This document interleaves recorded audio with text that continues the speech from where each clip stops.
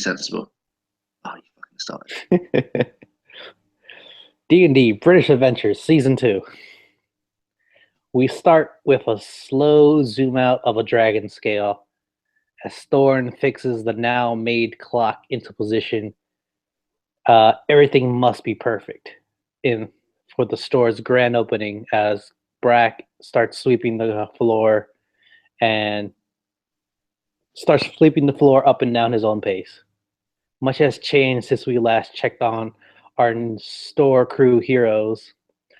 The late Rosebin has, in the late Rosebin's will, he has left our heroes with the shop in their name. Since repairs to the burnt down shop were done a few days ago, they begin preparations to cut the new store ribbon of, well, their new shop as the grand opening of the Crimson Emporium is about to begin its new life in the city of Quinn. As Thorin runs around doing some touch-ups here and there, Brack finishes sweeping the floors, uh, walks back to the counter, places Thorin's stool behind the counter, remembering that Thorin has an important paper to sign today as he makes his way back outside a crack open a barrel of ale as the bell to the store rings and a man walks inside.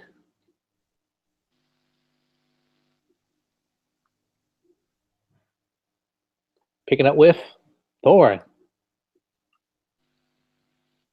Because Brack can't hear bells.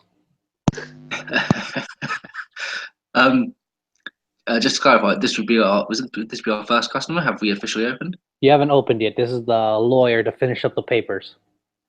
Okay. Do I recognize him? Yes, he's been helping you. He's been helping you set yourself up in the town these past few days. Okay, and so if I know him by name, I'll greet him by name and say, "Come in, come in." And I sort of run up to him and sort of gesture him in, "Come in, come in," and then I run back behind the counter and sort of hop onto the stool, so I'm stood up. He makes his way to the counter. Thank you, Mr. Featherly. I know this day has been long coming, and I'm finally happy to announce that you will only have this few sets of paper to sign. I will need your full name, your associate's full name, the title of the shop, and what will you be selling. Simple things, really. You have the first 2 months' rent paid for by Mr. Rosebin, and on the third month, you need to deposit your first payment to the city of Quinn. Is that all right? Of course, as we discussed. And he slides the papers to you and produces a quill with stained ink. And here you go, sir. So it's like, it's like a not a questionnaire, but like there's like blank, there's like questions and then like spaces. Yeah, it's just like a formal document, and where it says I, and you would put your name here, and my associate name here will be the new owners of name and stuff like that. It's all it's a full legal paper. You're just filling in the blanks. Okay, so as I say, I imagine foreign Breck, sorry, is Think of it as like doing his the last deed of the store. Yeah, Basically. yeah. I imagine that he's doing like he's just finishing up, blah blah blah, and he's not. I can't imagine he'd be too versed in dealing with these sort of contracts. So I would fill out the majority and leave it, and then call him over at the end to sign, to sign his name together, me and him.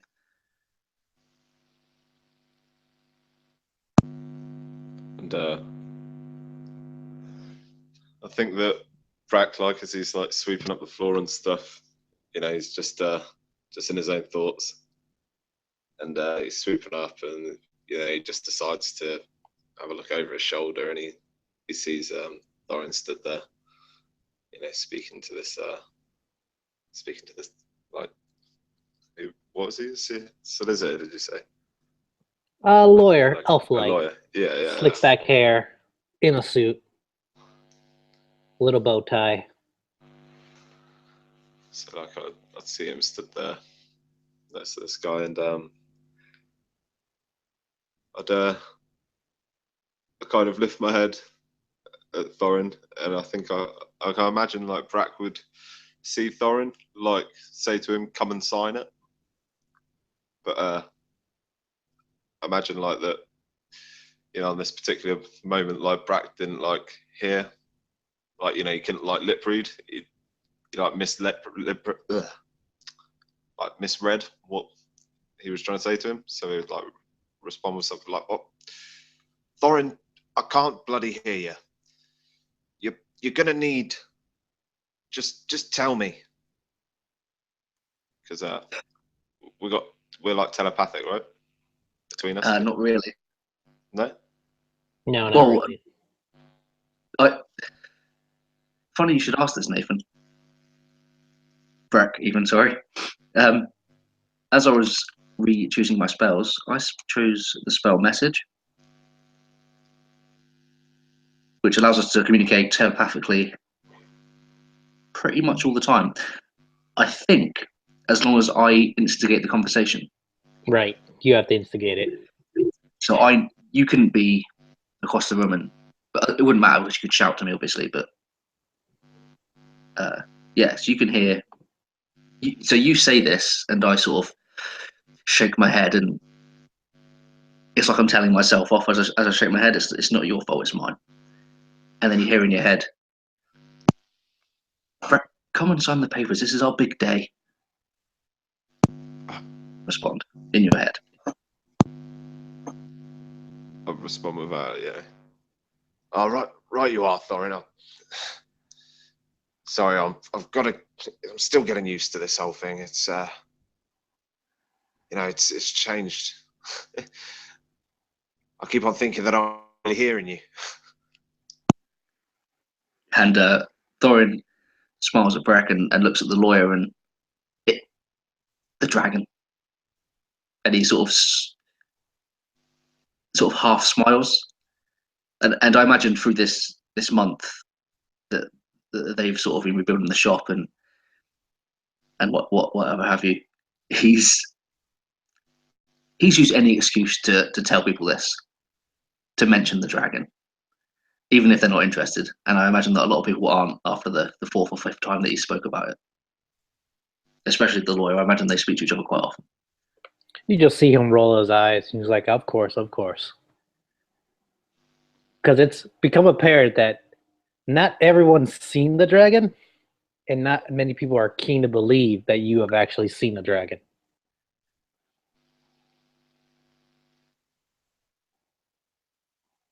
Right, and so Thorin will get that social cue, and he'll look down, he'll adjust his spectacles, sort of looking down his nose at this, and he'll scan the document once more, making sure that he's put everything in correctly. And then he will dab the end of the quill on his tongue and extravagantly sign his name at the bottom. Thorin Featherly.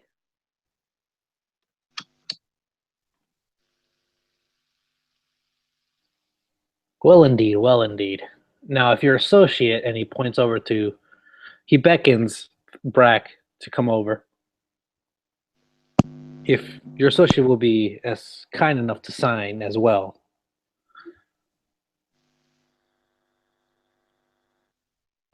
And I'd make my way over there, walk behind the counter, and I'd read through it.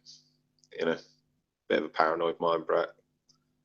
He'd like read through the document just to make sure he knows what it is that he's signing. And he would sign away. And I really like, but I imagine his like writing would be like really, really scruffy. Like, you know, like writing's not really his. He's better with his hands than he is, you know, than he is at that kind of thing. Reading and writing. Right.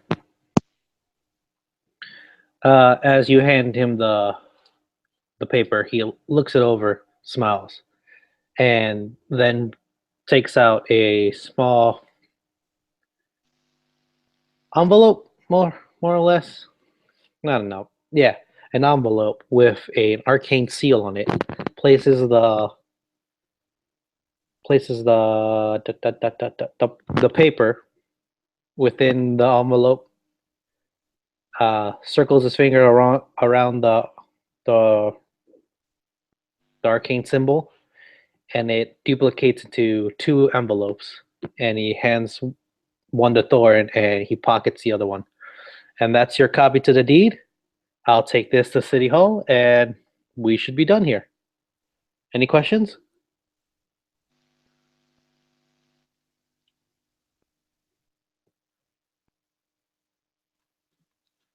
I don't think so.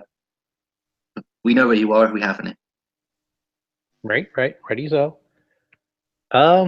He produces from his pocket a large pair of scissors. Well, here you go. You can cut the metaphorical or physical ribbon if you have one. And congratulations. You are now the owners of the Crimson Emporium.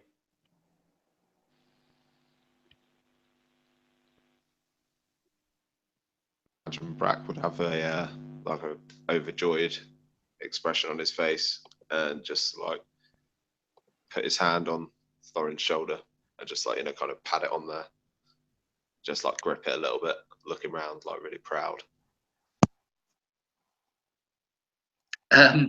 Yeah, I imagine as you do this, Thorin, he almost like winces like a dog. Not in pain, but it's almost like his knees sort of give way. Like he's so happy that he could cry. He doesn't show it, but you feel it as you sort of put your hand on his shoulder. He sort of, thank you, Mister. Thank you very much. I'll show you out. And he sort of composes himself and walks over to the door and shows him out of the shop.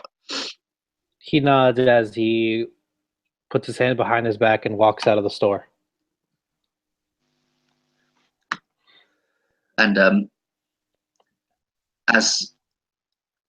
so Thorin opens the door courteously and shows him out. And then he turns around and looks at Brack. Mage hands the door slams shut, and these fireworks just like erupt around the room as he casts Mage Hand and Prestidigitation. That really long word. And he sort of dances with joy. We did it, Brack. Finally, shop of our own. No more adventures, no more. None of that. Just good hard work. Brilliant. He rubs his hands together. I think in response to that, Brack would just drop the mop, drop the broom, and as it hits the floor, he just shouts, like, you know, out loud, like he laughs, it's like, haha, we've bloody done it, Thorin. We've got it. This is what we wanted. All those years that we worked here, and this is what we got.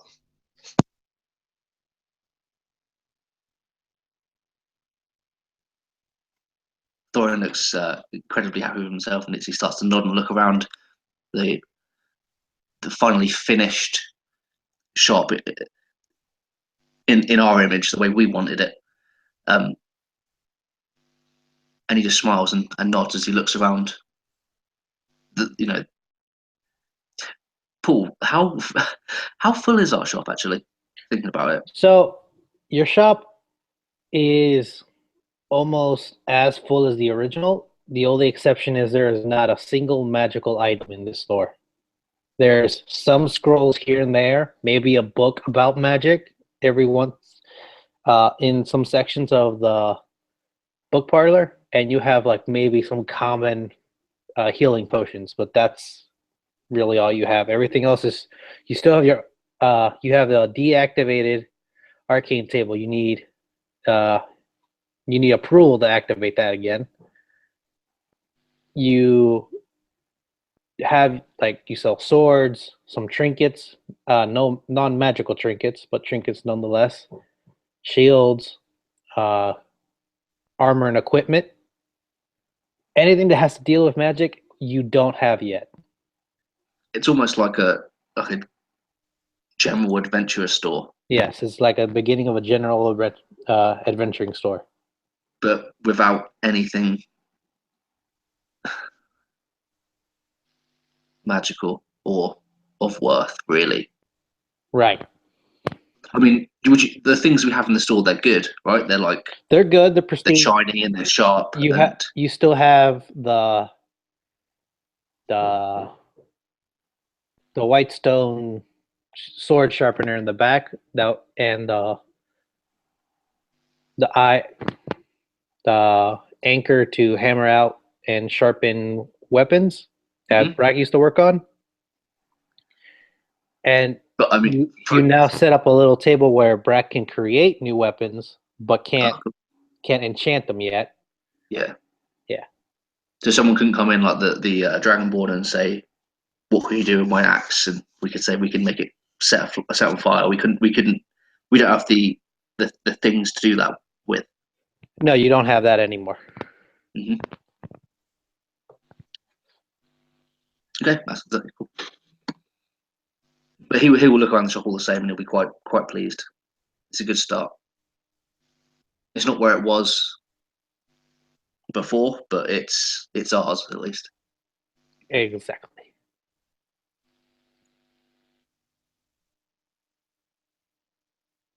So, what would you like to do on your first newfound day?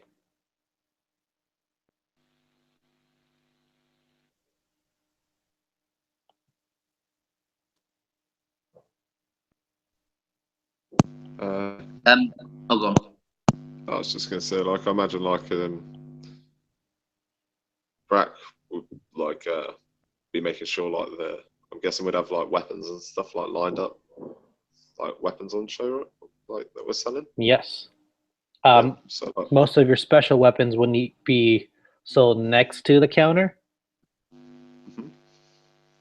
But yes, you would have all that. So I imagine like that Brack would like move around to the side of the counter and just start like adjusting his his like master crafted ones, the ones that he's really proud of, the ones that he really like, he really dedicated his time and blood, sweat and tears into it, and it's just making sure that they're like sat perfectly. Yeah, that's what we do. So as Brack's doing, sort of rearranging his fine craftsmanship and making sure everything, there's no dust or anything. It's just perfect. Thorin sort of jumps up, claps his hands together and grasps them together, and opens the door non-magically.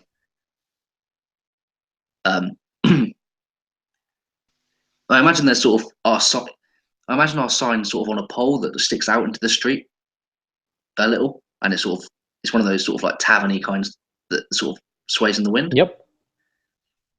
But that would just say the name of the shop.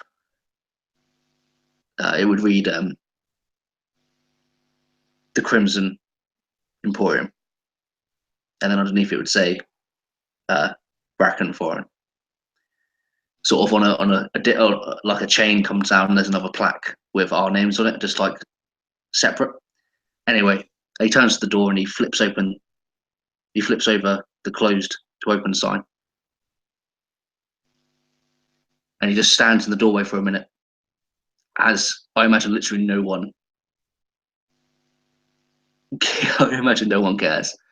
And he sort of smiles at first, and then bites his lip, and then he just lets off these fireworks from his hands that sort of burst into. They're not spectacular, but they burst into the street. And he says, "The Crimson Emporium is now open." And he walks back into the shop. He sort of runs like that fast walk into the shop and sits behind the store, as he's accustomed to doing, just greeting customers as they come in. And you would see some every once in a while. At first, like a group comes in, some leave, some like buy some trinkets. More people start showing up and start leaving. You get some general good business for your first day.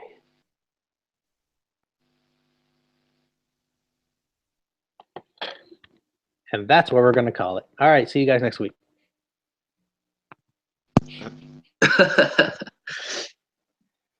How much are we making our first day? Just broke even. You make at best 1,528 gold. Wow.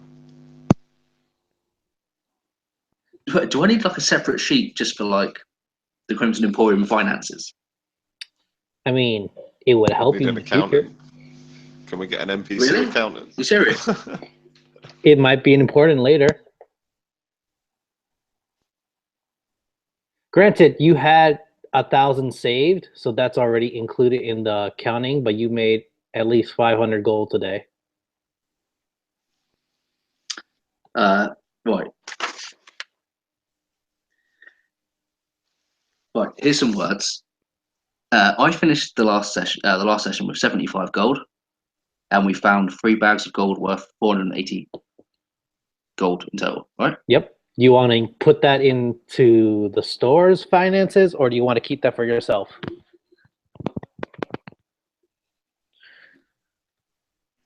How do we fund the building back of the shop? Is that all in sort of Rosebin's will? Is that like a thing?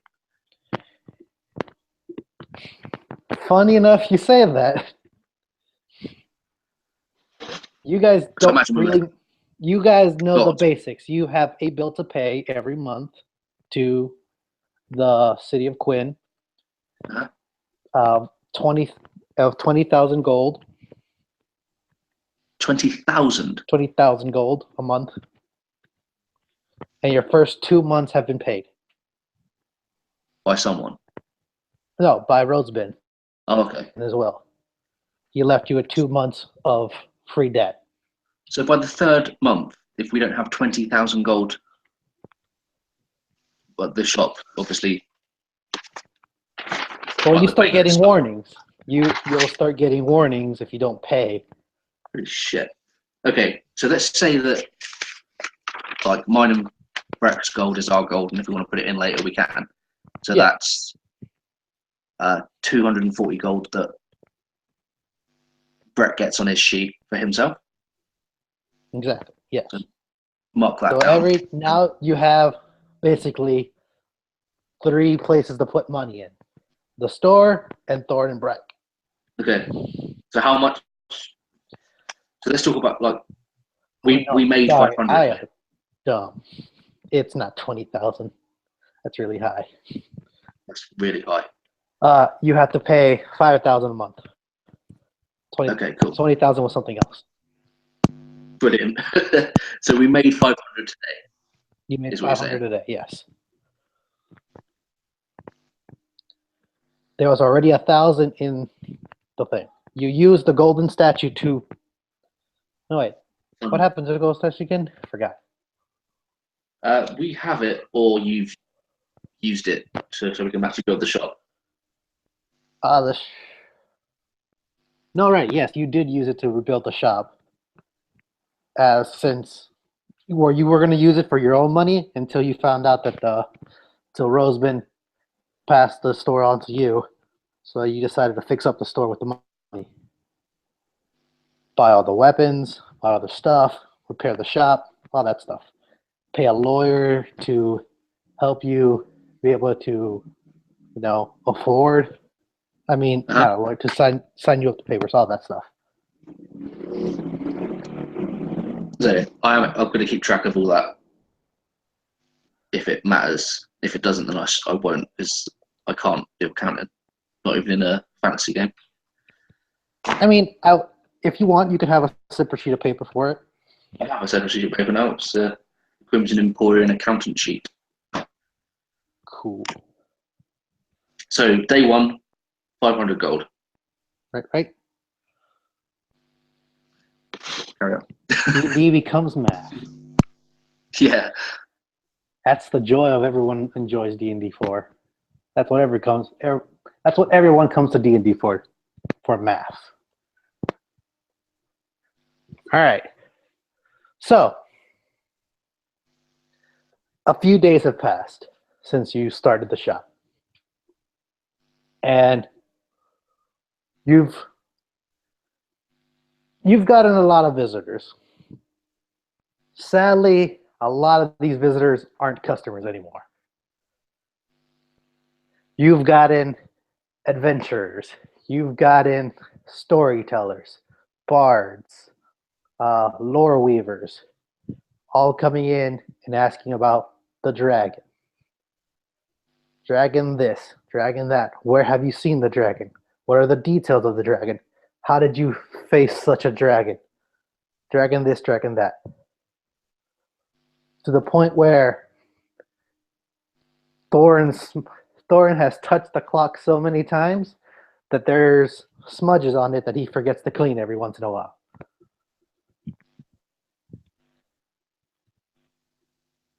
This has gone on for a few days. And every time the bell rings, you used to get excited, then you see an adventure, then you lose excitement. Because you know why they're here. They're not here to buy, they're here to know about the dragon. In between these few days, it's been 3 days. Your income has dropped exponentially because you're not getting customers that are here to buy stuff. You're just here about the dragon. You made some money, not a lot. So it's been a slow day. Not many people have come. And the bell rings again.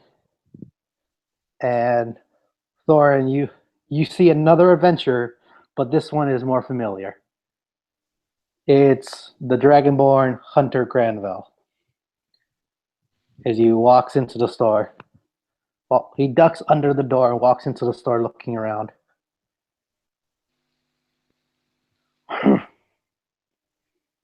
Place has changed. Imagine Thorin looks up from his book. Welcome to the Crimson Emporium, as he sees the Dragonborn. He gets more alert and more excited. And he takes his spectacles off and puts them on the book and stands up. What can we... Yeah, it's changed quite a bit. Stock's coming harder to find, obviously, as you can see. But we have plenty... incredible things, incredible. What can we do you for? Well, I will see if I can get this new sword sharpened. Even if I can get it, I want to. I'm not really good with short swords. It seems like a magical one, and I don't want it. But maybe sharpening it will make it better. Or if you want, you can have it. I can sell it to you. You're a new store owner, right? Heard many stories about you facing a dragon. Very proud of you. How was that, by the way?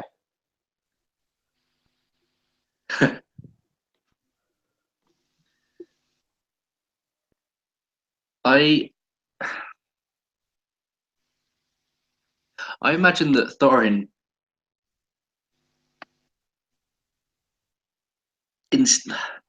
by habit, he tells the story so many times that he just starts telling the story. It was a cloudy day. Me, Bracken thought he tells it like it's he's reading from a book, and there are embellishments everywhere to make it sound more epic. And he maybe leaves out the part where he runs away before going back to save him, but before going back to make sure to pull Brack out the cave. But he, nonetheless, he begins the story as if he's told it 1,000 times, and he says it with almost no emotion either. Blimey. You must have been a pitiful dragon. You tell it like some child's nursery rhyme. Over and over again. It's not as exciting as I thought it would be. We do have a dragon scale. I don't know if you've ever seen one. He looks at his arm. Oh shit! An ad. It is an adult. I'm going to say it's an adult one anyway. An adult red dragon scale, and he sort of gestures towards the clock. That's sort of. He walks over to it, placing his axe near on the counter, and looks up at it. Oh boy, that's a genuine red dragon scale. That's mighty fine. Hey, I'm proud. Didn't think you could pull it off, but here you are. And he looks over at Thorin and just scruffles his hair. He does what? He walks over to Thorin and scruffles his hair. I imagine that Thorin immediately starts to. I mean, his hair's not. It's scruffy anyway, but it's scruffy that is the way he likes it. So he sort of starts to pat his head. About the sword. Oh, right. May I take a look? Right, and he opens up his satchel, and he pulls out this long sword that shouldn't fit that satchel, and places it on the table. And it's a short sword with green arcane ruins all over the blade. No idea what it does, but I found it, and I don't want it.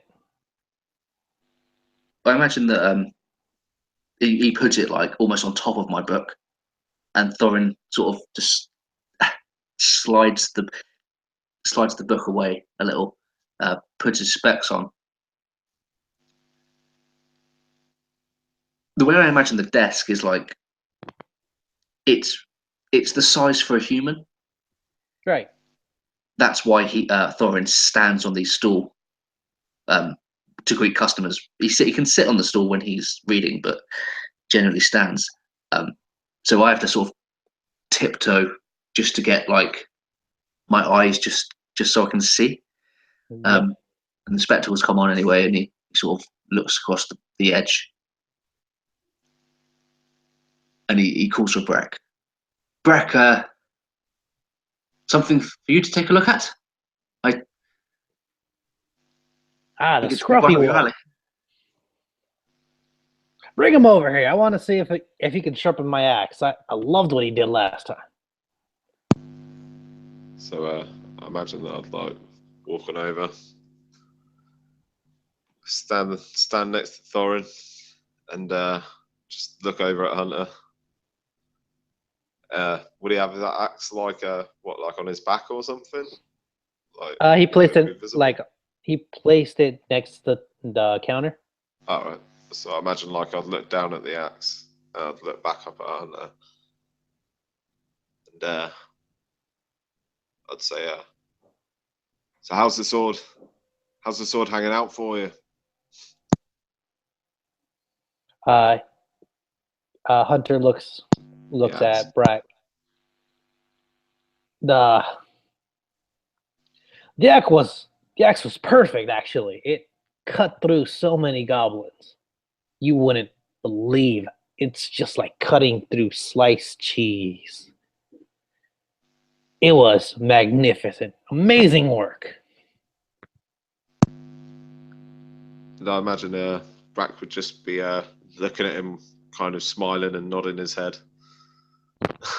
You see him like making axe movements and then like making hand gestures like cutting cheese. Yeah, I imagine like that it just kind of looked like a bit confused Brack, and it'd just be like, great, great, because he kind of like I'm assuming Brack would like sense that he was happy with it. Yeah. You know. And he picks up the axe and gives it a little twirl and then hands it to you. If you don't mind, if you could sharpen it one more time. I'm gonna go check out a small cavern up north, and I think that'll be my last job, and then I'll have to. I think I'm gonna retire for a few months. Venturing's getting to me, you know. And he starts cracking his back. Brack would look at Thorin just for kind of, you know, he'd, lower his eyebrows a little bit, like, you know, in confusion as to should we agree with what it is that he's just said. And I sort of imagine as you look at Thorin, he's already sort of scampered round the back of this desk, and he's sort of kneeling on this stool, and he's really Thorin loves a magic item, especially an unidentified one, and he's looking down the blade. He's running his hands over these arcane sigils on it. Is it the sigils on the blade or on the hilt? On the blade, these green sigils are all up the scale of the blade. So I imagine he just runs one finger over it, like carefully, and they as not to cut himself. And they dimly glow as each finger crosses each sigil.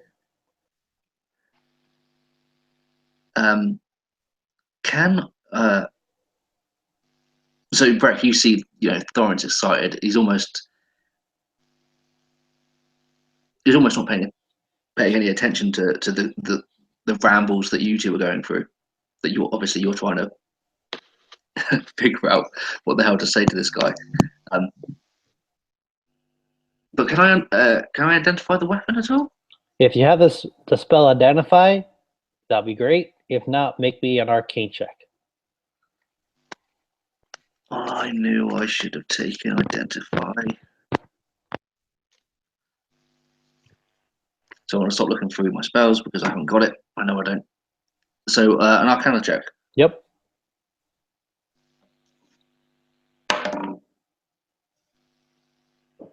That's not bad. 19? 19. So you're looking it over and you feel like... Oh, wait, sorry, no. It's like... No, it's a 20, unnatural. Okay.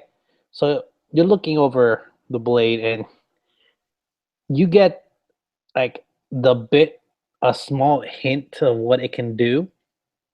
You feel like it can definitely hurt creatures of the undead the best.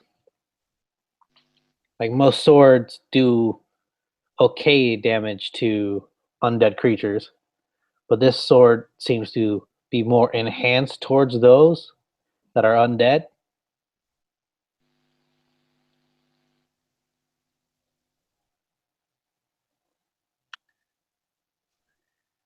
It doesn't radiate with holy magic, but it radiates with... It feels like it could easily kill more undead creatures than it could normal people. Mm-hmm. So I can feel the magic, essentially. Yes. I know this isn't just a common weapon with some paint on it to look cool. Yep. So Thorin will say,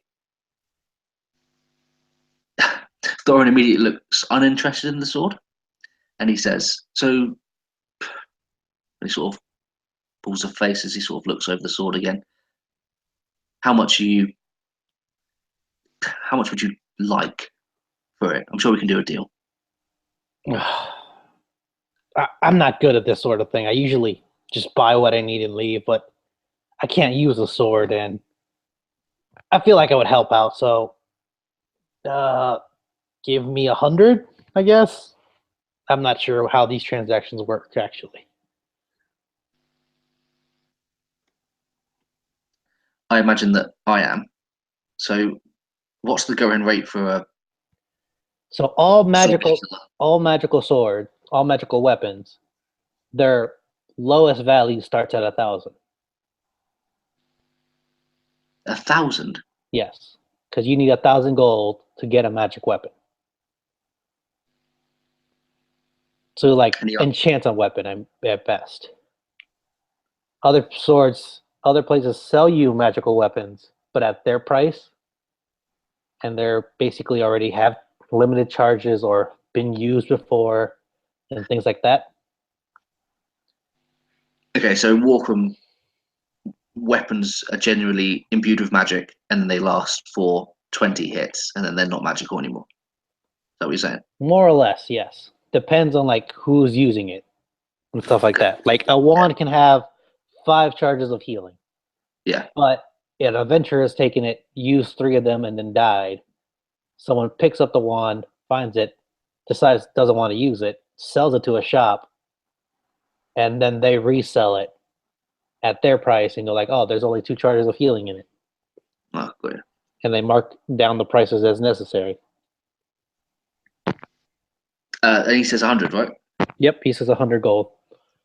So I will say, and he'll pull a face again, and he sort of pats the hilt and says, "I think 60 is as high as I can go."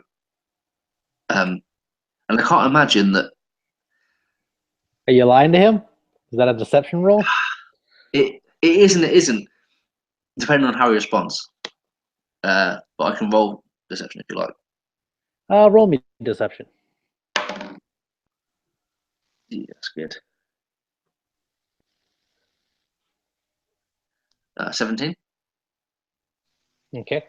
And he looks at you, is like, 60. Can I have like, give me a bonus at least, man. Come on, I brought you a sword. I need some at least more money. 60 is the best you can go.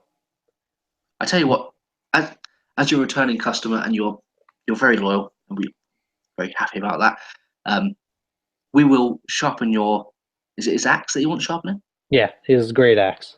We will sharpen your axe free of charge. Then it'll be ready in just a few hours. I assure you. How's that? Oh, that sounds great. Sure. Can't imagine that sharpening an axe takes a lot of man hours and or money. It's just a spinning sort of whetstone, I imagine. Yep. With sort of pedal, doesn't take any cash. So Uh, thinks he's got a great deal. you would usually charge for those services to sharpen a weapon, but since you're offering it for free, you're not really losing any money. Yeah, it's like we'd charge usually, but I mean, we know that it's not that hard to do. So I'm happy to give that away for free in exchange for the sword and 60 gold. All right. He gladly accepts this. He's like, hey, you guys are good people. Thank you. He says, Thorin says, if you come by any more of those magic items on your adventures, please do bring them by. Please give us first refusal. We'll be happy to pay what they're worth. And You know what? And he digs through his bag. I have this vial that I don't know what it does. Can you check it for me? If it's anything interesting, I would like it. But if it's something common, there's no reason I would need it. of course, just place it in front of me. Don't bang it, please. He places it slowly with 2 hands onto the table with the tip of his his claws, and places it on the table. There you go, my friend. So is it like a clear vial? It's a purplish liquid that seems to constantly be swirling? So I imagine that Thorin like pulls his glasses down onto the tip of his nose and pulls out like a monocle, like a magnifying monocle. Well, it's like a magnifying glass, I guess. And he sort of squints and looks into the swirling purple liquid. Do I know anything? What you could best guess is of the type of poison, but it seems to be a poison that you have to ingest to have effect in it. That's as best as you can get from it. Mhm. Like you're reading through books and stuff, and that's from the descriptions. That's as best you got without making any checks. Well, I'd definitely like to make a check if I can. Go ahead, buddy. What is it in what is it? Arcane.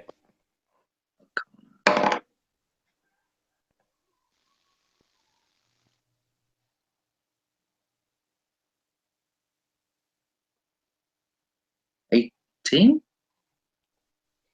18. 18. So you look at it, and it's a poison it's a digestion poison. Give me 1 second.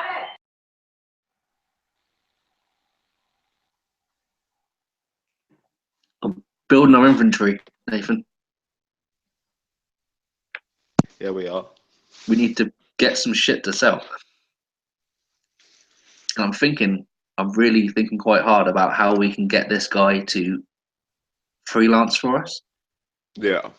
He's gonna adventure anyway. Do you know what I mean? Get him to return. Like return like over and over again every time he comes back to the town. Maybe even pay the guy like a small salary Yeah, like if we to we give could, us like, first refusal.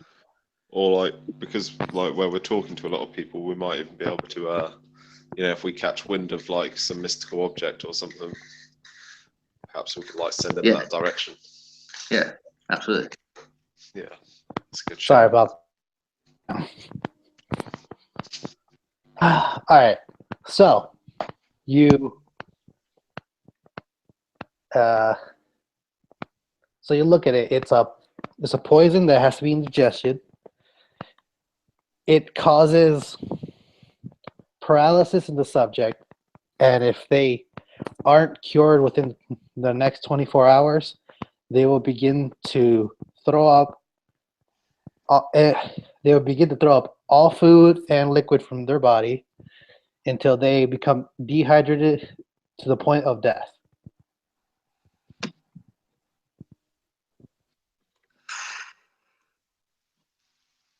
That sounds awful. Nasty. Yeah. And to be honest with you, I think Thorin would sort of recoil, and he says, "The best thing you could do with that is pour it away. It's a poison, a particularly nasty poison that you need to mix into someone's food or drink. Upon ingestion, they'll be dead in a couple of hours, but it's not our it's not our speciality, shall we say?" He sort of pushes it towards him gently. No. Do you have like any disposable fee or anything? I don't want it. If it's not useful, I don't care for it. We can absolutely dispose of it for you. It's in a safe way, I assure you. It's quite potent, quite dangerous. We'll be happy. And he sort of takes the vial and puts it under the desk on like a shelf, carefully. Oh, well, by all means, I trust you boys enough.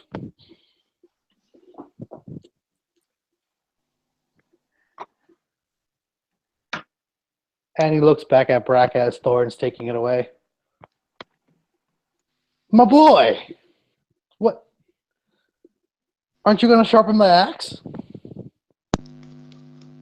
The Brack would imagine like it just kind of be looking like between Thorin and Hunter, and he'd notice that Hunter was talking to him, and see him looking down at the axe, and he'd guess that he was talking about the axe, and he'd be like, "Oh, the axe. Sorry, little bit of problem with my ears. Nothing too bad. Still there. That's right, isn't it, Foreign?" And I imagine that it'd like start turn to walk out the back of the shop. You hear, well, you wouldn't hear, but Hunter shouts behind you. "Ah, old age is getting to you, my boy. I understand. Humans, you age more faster than we. But I understand." Yeah, I imagine Brad would just carry on walking, he wouldn't respond literally, just because he wasn't aware of it. Yeah, he can't hear. That's basically it. Thorin would say to Hunter, he'd say, "Your axe will be razor sharp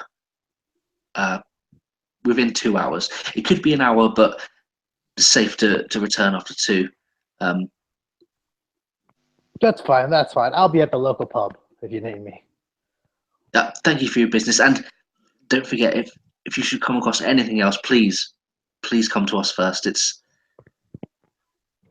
It'd be my honor to haggle with you again, to bargain." Next time I go to the chasm, I'll bring whatever I find, and you get first picks. After that, I think I'm gonna retire. Maybe look for a good bodyguard position for a few months at least. Of course, and safe return from the chasm. Aye. See you in 2 hours. And Paul, Yep. the chasm. Yeah. Do you know anything about the chasm? He is as vague as you would think. So if he doesn't give you any more descriptions, you wouldn't know what chasm he's talking about. Mm-hmm. He just keeps saying chasm, chasm, chasm. That's fair enough. So I imagine that it's a short sword, so I can pick it up like without too much hassle. So yeah, so I imagine that I pick up this short sword that he's left behind, and I imagine that it's like out back is where we have like in the sort of courtyard is where we have the anvil and the where Breck forges weapons and the like. Smithing area. Yeah, like a little smithy. So I would sort of place this sword out there for Breck to sharpen if needs be. I don't know if it needs sharpening, clean up, make it like presentable for the shop. Right. Polish it, whatever else he has to do with it, and that's like, that's like his next job, if you know what I mean. So he puts that sort of in like a weapon rack next to the rest of his like unfinished weapons that he hasn't quite got around to doing it, and then I would come back into the shop. You walk in and you have a hooded figure at the counter. Like his back is facing the front. His back is facing towards you, coming back, and he's facing the front door. As I walk in and close the door behind me, and I sort of turn around and realise there's this guy there. Again, he'll do that sort of quick walk. "Welcome to the Crimson Emporium. How can I help you?" And he sort of pops onto the stool again. Without turning his back, "Thorin, me and you, we could make a deal today." And he turns his head, taking off his hood, and it's a familiar drow that you both know. Chase is back in town. And he just gives a cocky smile to Thorin. "Hey, good buddy." Thorin, not quite as nervously or as cowardly as before, he sort of cocks his head and cracks a smile. He can just barely crack it out of his face. How, how can I help you, sir? Oh, so polite. Well, thank you. I just heard about you opening up a new shop, and well, I was in town and came to see the new place. Mighty fine job, boys. Mighty fine job.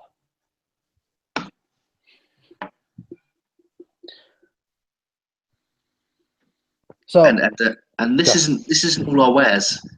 You see, sort of like there are spaces on shelves that are slightly empty, and it's not quite as like robust in terms of stock.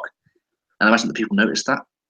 So Thorin makes a point of saying, "This, we've got things out back. If you need something, just ask."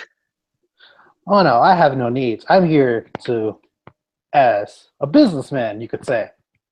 Here to establish a mutual trade, if you will. I have a proposal for you, Thorin. Oh, Your shop, beautifully new. And, well, me and you, I feel like we had some sort of connection before. Businessmen, we are.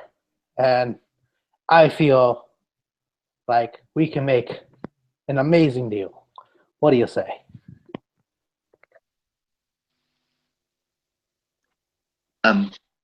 well, he looks sheepish and a little unsure. I wouldn't negotiate any deals without my partner, Brack, but I'd be willing to hear the general idea. Good, good, good. So, here's my proposal.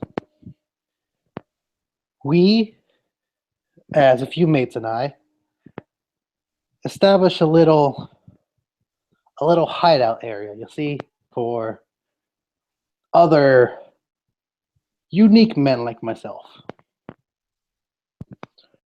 We create some sort of base of operations here. And if you're willing, we would be able to pay you 500 gold a month if you will allow us to use your shop as a hidden base. Hidden. Hidden.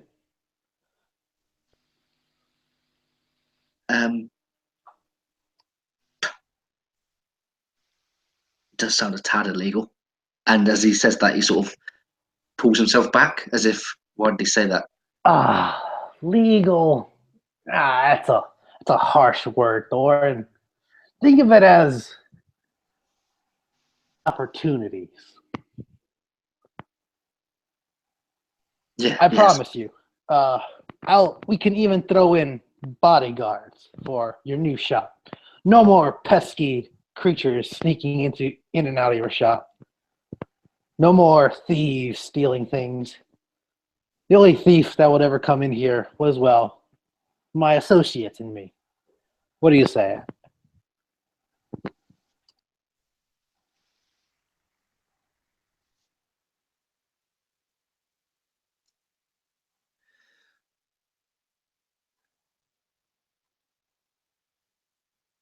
I think Thorin is taken back by this. They've reopened a matter of days, and already people are sort of trying to muscle in.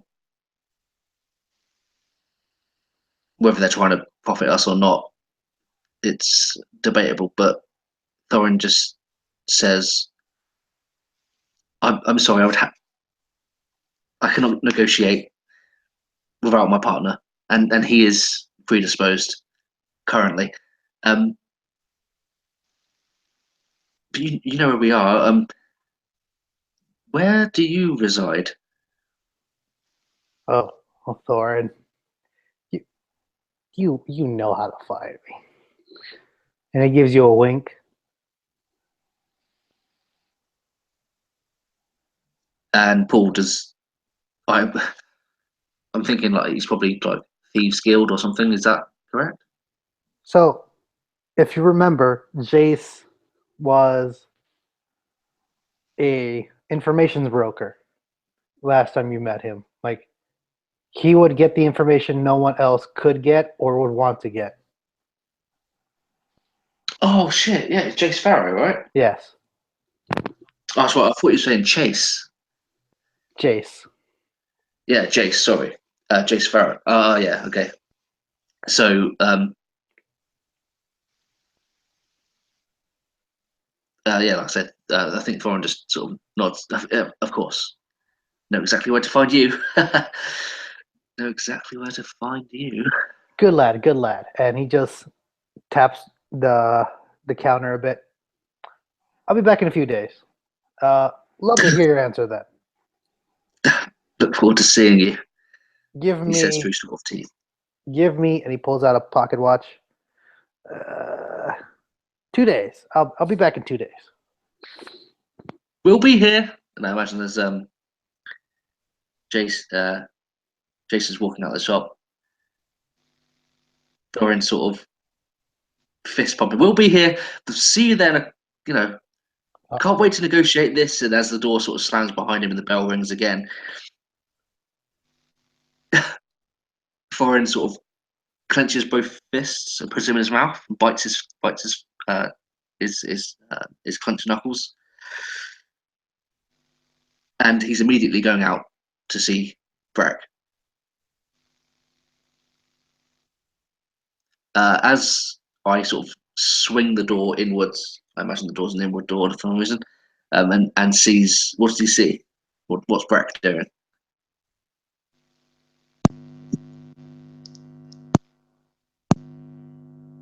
Well, I imagine that it'd be sat down at the grindstone, pumping it with his foot, and sparks are flying off the edge of this blade,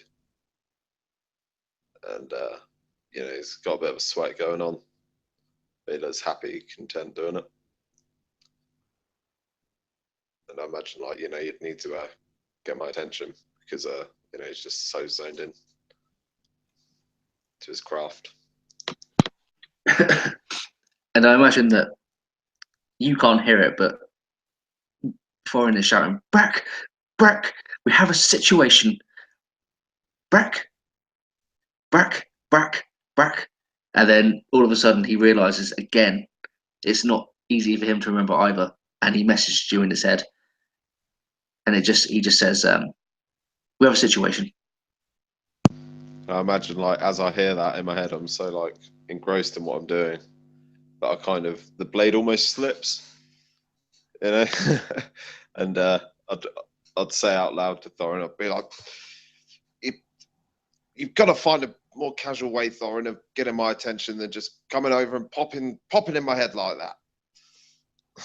It's. I do apologise. Could you please stop spinning that wheel? And as he sort of looks at your foot, pedaling it, you're gonna need to sit down, maybe. Probably not. And as Brack's foot slides slowly, he's still pumping with the momentum, but as it's slowing down, and he turns the axe 90 degrees and just lays it flat down on the surface in front of him. I imagine he's got a little bit where a little rest, where he can put his weapon that he's crafting or sharpening. And as he lays it down, he's sit down, Thorin. I'm currently sat down, Thorin. What is it bad? It's, of course you're sat down. Of course, it's not good. I don't. Jace, you remember a fellow called Jace? Jace Farrow from the Black Boar. Yep. I remember Shady. that guy. Shady, just a little bit, yes. Yes, he's just been to the shop and he's not looking to buy poison. Right, Thorin. What are you saying here? He wants to use our shop as a base of operations. That was his words, not mine. I assume that means he wants to move all his crew, his gang in, and do whatever these sorts of people do in our shop. And I didn't say no. I didn't say yes. I didn't say yes. I didn't say no. So you left it on a maybe, Thorin. Yes, and we've got 2 days to figure out how the hell we're going to get out of the situation. And he emphasizes we as he says that. Did he? We're going to get out of the situation. And did Jace try to? Did he try to intimidate you, Thorin? He doesn't need to try. He's a large drow man. He looks terrifying. He smiled once. Definitely, I think it was a smile. So what are we gonna do, Thorin? What are our options here? I mean, we can't have that. We've finally got something legitimate here, and are we gonna let that just be taken? Don't know how you say no to these people. You've seen what he's capable of.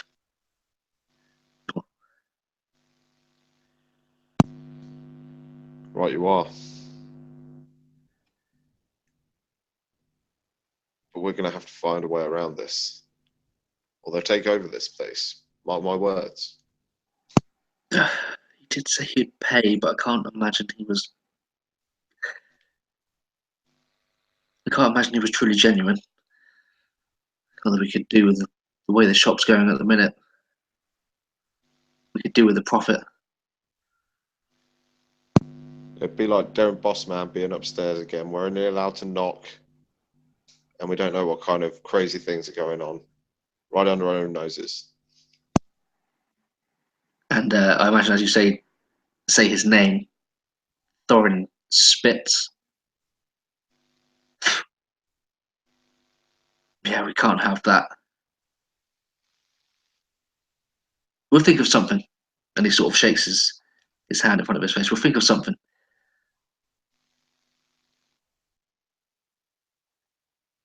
And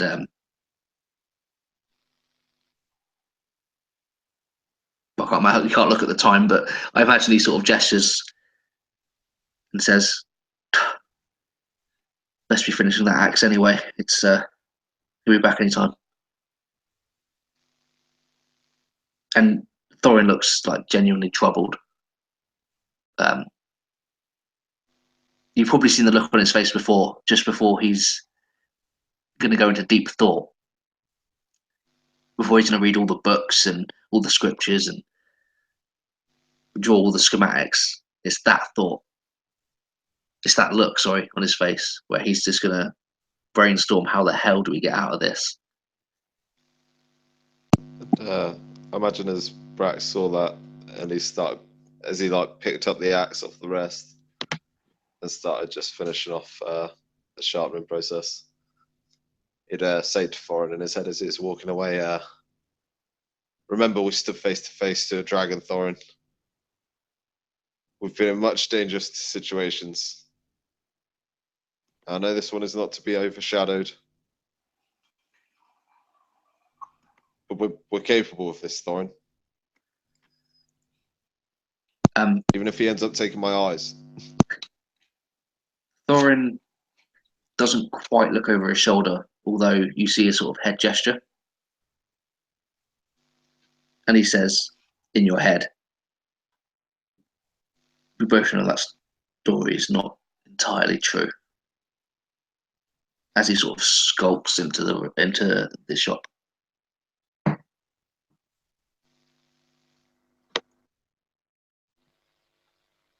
Two hours have passed. Well, 2.5 hours have passed as the Bell rings, and Hunter comes back inside, holding a large barrel of ale in between his arms. Boys, hello! As he places the large barrel on top of the counter.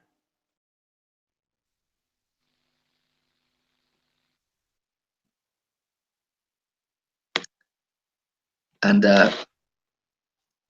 imagine Thorin's got a few books and scrolls like laid out across this desk. And he looks up. Welcome to the Crimson Emporium. How can I help? Ah, Mr. Hunter. And he grasps his hands together. I imagine your axe is ready and sharp. Ah, mighty fine job, Thorn. Mighty fine. Can't wait to see it. You drink, Thorn. Thorin looks at the dragon scale clock. What time is it?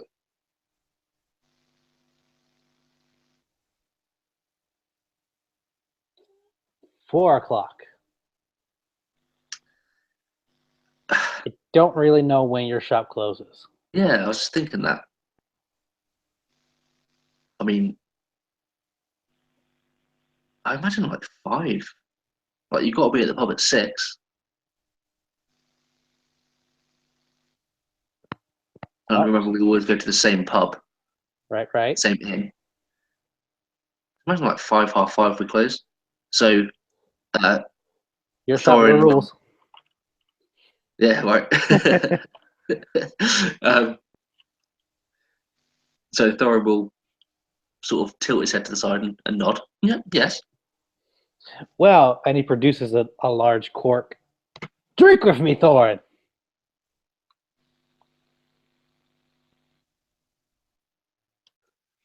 And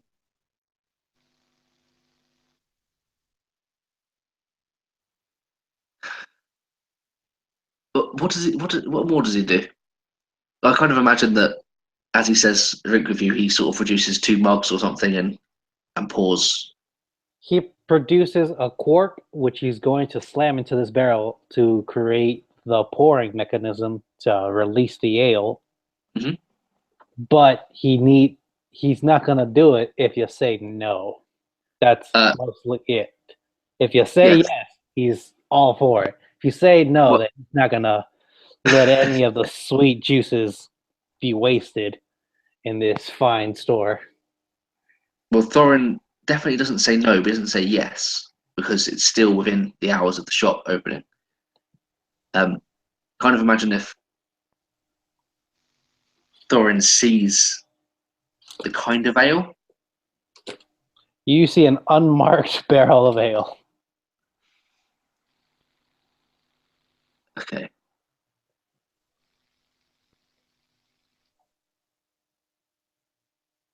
So Thorin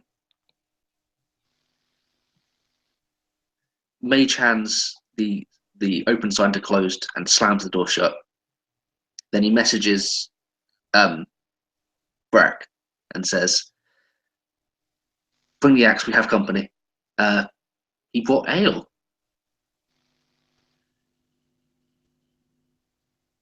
And with that, I imagine Brax is just like I imagine he'd be just like getting on with some of other little like polishing jobs and stuff. Probably polishing up that sword that Hunter brought in, and he'd go over to the little rack and pick up the axe, walk through the little like hallway out to the shop, and as he was like approaching the shop, because he knew like been anticipating Hunter, he imagined like he made it out like he like the Hunter, like that he had Hunter. So he'd be like, so you're back, and your axe is as sharp as it was on the day that was forged. And place the axe on the table. And did I hear somebody say something about ale? because that clock looks about the right time for ale to me, Thorin. I think after the day we've had, couldn't hurt to close a little early. And he gestures towards Hunter and he says, "Come, please sit." And he sort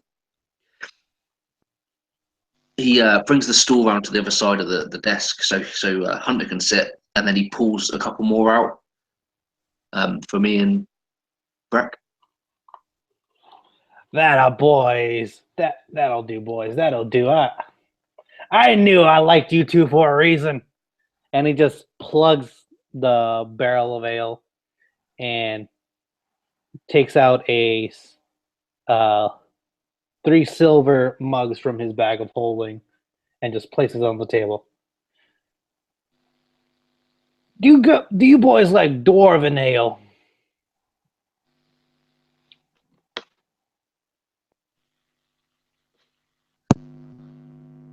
If it's strong, wet, and I'm not puking it up by the end of the night.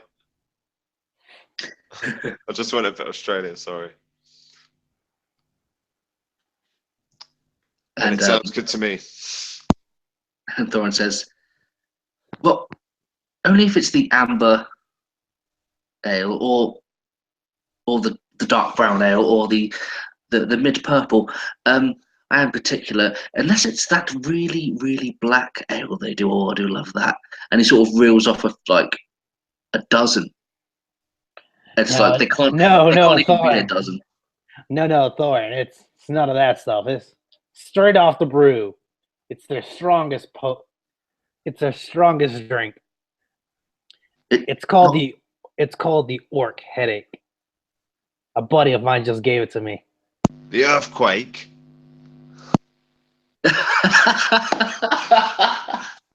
No. Breck, buddy. The Orcish Headache. Never heard of this? No. Never heard of that. I imagine Thorin's heard of a lot of ales, but I like to imagine that he hasn't heard of this one, and so it's exotic to him. It's even more enticing.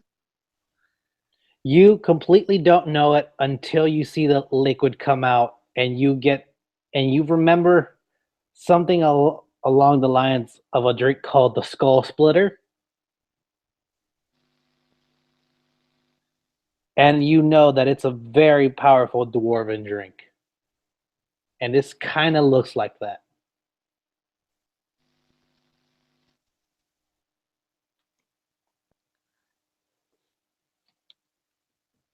So I imagine that. Is he pouring the glasses? Yeah, he's pouring the glasses one after the other. With he clutches all 3 of them in one arm, and it's on one hand, and it's just like pouring each after the other. Every time it fills to the brim, you see the bubbles pop on the surface. I imagine that as he gets to Thorin's cup, he's like, oh. Because obviously they can both drink a hell of a lot more than I can. And I think I said in our last game that 2 pints was like Thorin was going on a mission. And that was of sort of medium, like the stuff you can get in a tavern. This is super strength, triple X stuff. Yeah. So he says, just a little, whether he...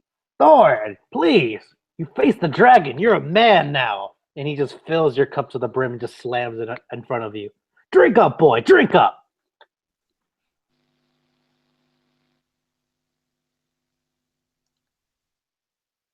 And Thorin takes a sip. At first, you feel nothing. It's just a tiny sip. He slams the next one next to Brack. And he just holds the silver mug in his claw. And he raises it up.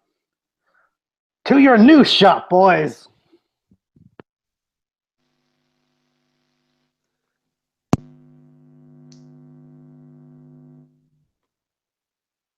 The Crimson Emporium.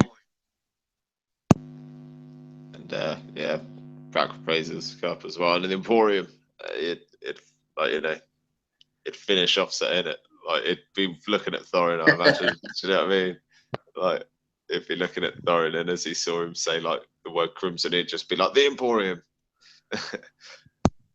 He clashes both your glasses and then just chugs the whole thing down. And he's gonna roll intimidation.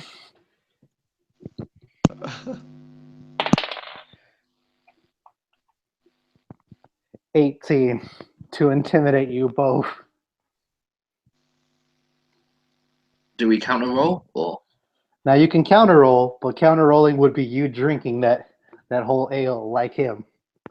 Oh, Now, do you want to chug it, or do you want to man up and go like, I can do what you can do, or just let him take this victory?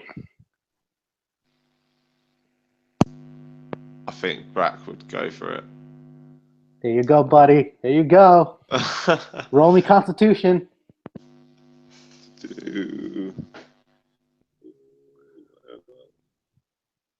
Oh, I've got no bonus. Oh no. Yep, no. So it's a straight up. Here we go. A 12. 12. There you go. I'll tell you what happens after that. Thorin. I imagine that like Thorin is sipping, like two-handed. He's holding his cup two-handed, and he's sipping like as the foam like gets into his mustache and his beard, and then as he sees like Breck just smash his down and leave the group, Thorin sort of tries to. There you go, Thorin. There you go. Roll me a Constitution check. As we wait for Nathan to get back. Oh, I thought that was a 1 then. Shit. Wow. That's an 11. It's a 7, but you rolled a natural 1? No, it's an 11. 11. Oh, 11. Oh, I thought it was a 1, but it was a 9. And it would have been great if you rolled a 1. And the Emporium burns down. Somehow with ice. Nathan, you back, buddy? Yeah. Sorry. What happened? Thorin chose to chug the drink as well. Yeah, he did. And Hunter looks at both of you and just cheers with a mug in the air. Ah! And just starts pouring himself another mug. Can I just say, I imagine that the reason Brack downed the drink was because he saw them, like, he's kept on seeing the word ale being thrown around, but he didn't realise that you were talking about some really strong ale, so he just he didn't bother with the sip and tasting, so he didn't get a chance to taste it. He just he chugged it. Yeah. So what I imagine it kind of doing that. So the night goes on, and it's just bits and pieces. Like every different scene is you guys doing something different with the ale, because you definitely got drunk. After that first chug, you got drunk, and you started getting silly, started pouring more ale, started doing crazy things. Hunter, I imagine, if it's okay with you, Paul, do whatever you want, buddy. that like during these cutscenes, these snippets of our evening, in this dwarven skull splitter, or whatever you called it, dwarven orc skull splitter, that you start seeing like there's snow on the floor and people are doing like snow angels, and then there's like a snowman, and then the snow starts getting higher and higher, and we're just Thorin is like jumping off of like cabinets into these snow piles.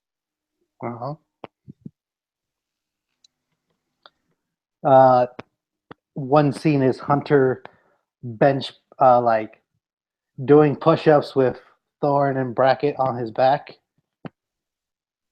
just to show off, and you guys are just like cheering him on. Nathan, you want to describe the scene for us?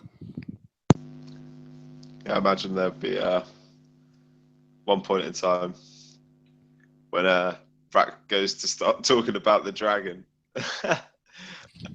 and then he like feels like it, like maybe he shouldn't be glorified about it because maybe this dragonborn like has got. Do you know what I mean? Like it'd be like maybe he's going to offend this dragonborn, you know, about this dragon. So like kind of he's cut off, and you know, imagine once he does that, he just kind of zones out, and he's just in a, you know, he's almost in his own world, and he's like oblivious whilst Thorin's diving around. I imagine that's going on with like behind Brack's, like, do you know what I mean, behind Brack. So there's like all this chaos going on, but everything's kind of really blissfully peaceful in Brack's mind. Like he's a really relaxed drunk, smashed.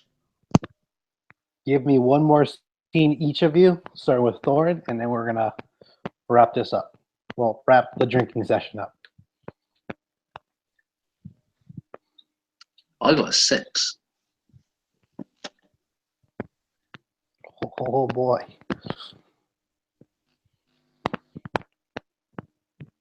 What crazy? Go ahead, Nathan. What would they do? Roll me another Constitution check.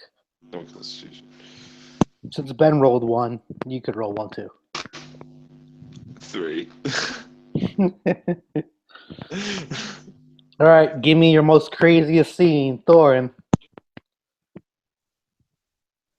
You are absolutely blackout drunk, so you can do whatever you want.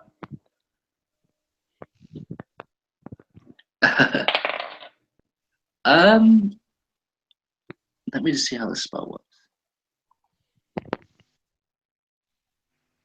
Hunter got a 7. Okay, so I don't know how big I can make the minor illusion, but for the purposes of this scene flavor, Right. I'm going to say that I create not a full size, obviously, but like a large red dragon in the room, and I can use that with. I can use minor illusion with visual and sound. So I imagine that it's like we're like recreating like how we describe it in our heads, the scene. So like this dragon's like, or maybe it's just the head like pouring down this fire, and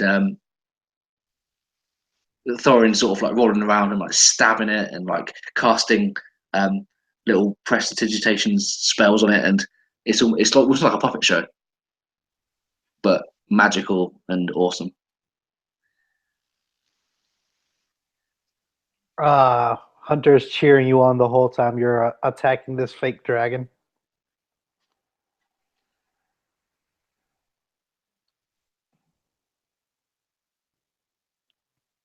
Brack, give me your craziest scene of the night. Craziest scene of the night. Right. So I imagine it as one point in time as the night's going on that Brack, Thorin, and Hunter are all sat around, and I start jokingly messing around, like maybe taking the banter a little bit too far with Hunter, and I imagine that I completely mishear something that he says, and would Hunter have like got a little bit aggressive about it, maybe, like stood up? He would take it as a challenge, and would just get up and start shouting back. Do you, like, basically You want to throw down now or later? Let's do this. I'm ready. I'm ready. I'm ready. All that stuff. Well, I'd imagine that if like he stood up, that Brack would stand up, but he'd be wobbling about, swaying around. And I imagine Thorin would say something in my head like, like, Brack, stop what you're doing now. And Brack would come out with something like, I know you're a Dragonborn, but I nearly beat a dragon.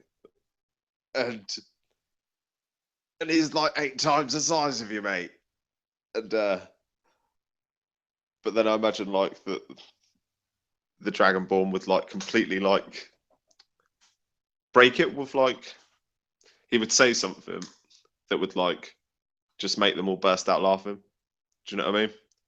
And just like clink their jugs together again and just carry on drinking. He would just, as a symbolism, he would shout, with a tiny toothpick like yours, you couldn't do anything with that. Talking about what you use as daggers. Yeah. But he's obviously sometimes talking about your dick.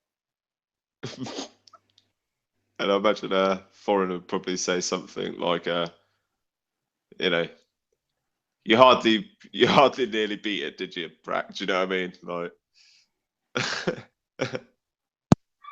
trying to like pull me in line.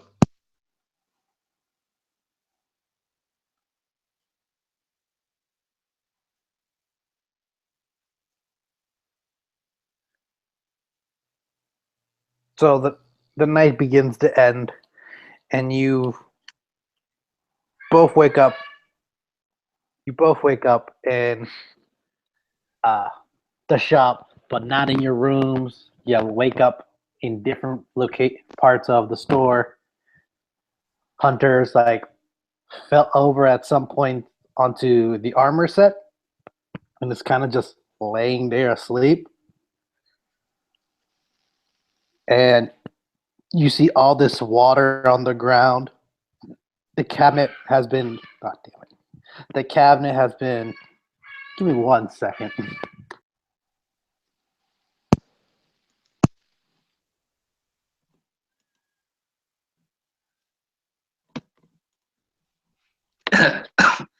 You should have played the knife between the finger game. All right. That would have been a cool one. That could come out better. Maybe someone cut their fucking finger off. I was overthinking it like proper. I can tell which one is the more calmer of the two when you two drink. Because Nathan doesn't see. Describe me your craziest night. We tell stories to each other. God damn bird! Oh yeah.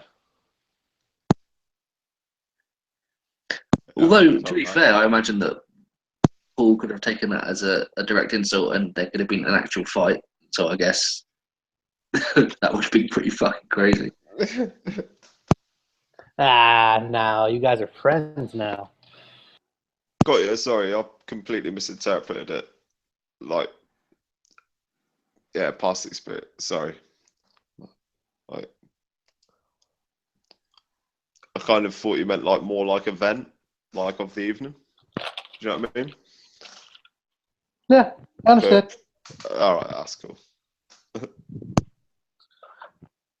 So, Hunter's laid, sprawled. God damn it! Do you want to take 5, Paul? All right, let's take 5 while I break my bird's neck. Oh, dude, that's your baby. What the fuck is wrong with you? 70 years.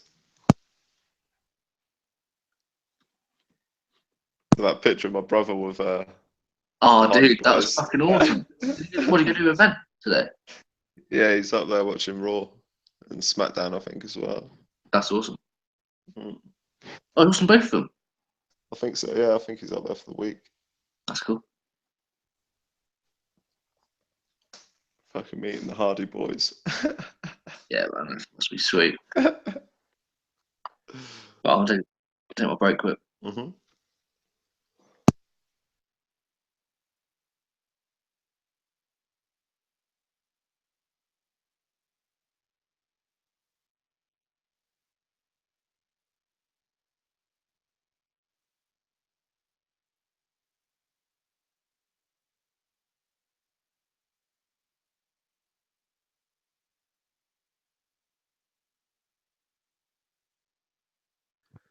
I love him. I do. He's my little boy, and he's amazing. But he's been trouble for the whole month, and I don't understand why. I tried everything, and he won't calm down. Like he'll be Maybe calm it's all the, he'll be calm all day, and then out of nowhere he would just start yelling, and then he won't stop, or is it he'll the stop for a children's season? second. Maybe I Maybe. don't know. It's just crazy. I love him, I do, Uh, but I don't know how to handle him. it's like that with children sometimes. It's like having a child, clearly having a pet, like bird is like having a child, like The only thing I don't have to do is change his diapers. That's yeah, literally one of the only differences. I have to That's- feed him. when they're a tiny little baby, it's okay. It's when they start like getting big enough that they can just start kicking you, and like they don't like just trying to move all the time. He just pecks me, and he bites, and his bite can break skin. So I have to deal with that. Yeah, I don't know. He's a little crazy. I want to learn how to handle him better. I was just saying to Benpool, my brother's gone up to watch WWE today, and he's gone there and he got a selfie with the Hardy Boys, who are like a tag team in wrestling. Nice. Yeah, man, it's pretty cool. He sells all like WWE merchandise in his shop and stuff as well. There's like games and stuff. So, what? Hold on. I just had my phone, and I was gonna check what time it was for you guys. I've To got know when 12, man. All right. So, around what time do you want to call it? Because it's not like our normal D&D sessions. We can cut these shorter. I was I'll thinking. call for whenever, really, mate. I was thinking like a 1. If you guys want to cut it there, around Okay. 1-ish. Yeah, you can do, mate. How about that, Wait, Ben? just see how we get on. Right. Yeah, I don't want to say a time and then it'd be like, you know what I mean, like a really cool moment or something. It's just Um, that I what have I'd say all. is that I had the whole first session written, and I was noticing I'm burning through all of it, and it's only been an hour.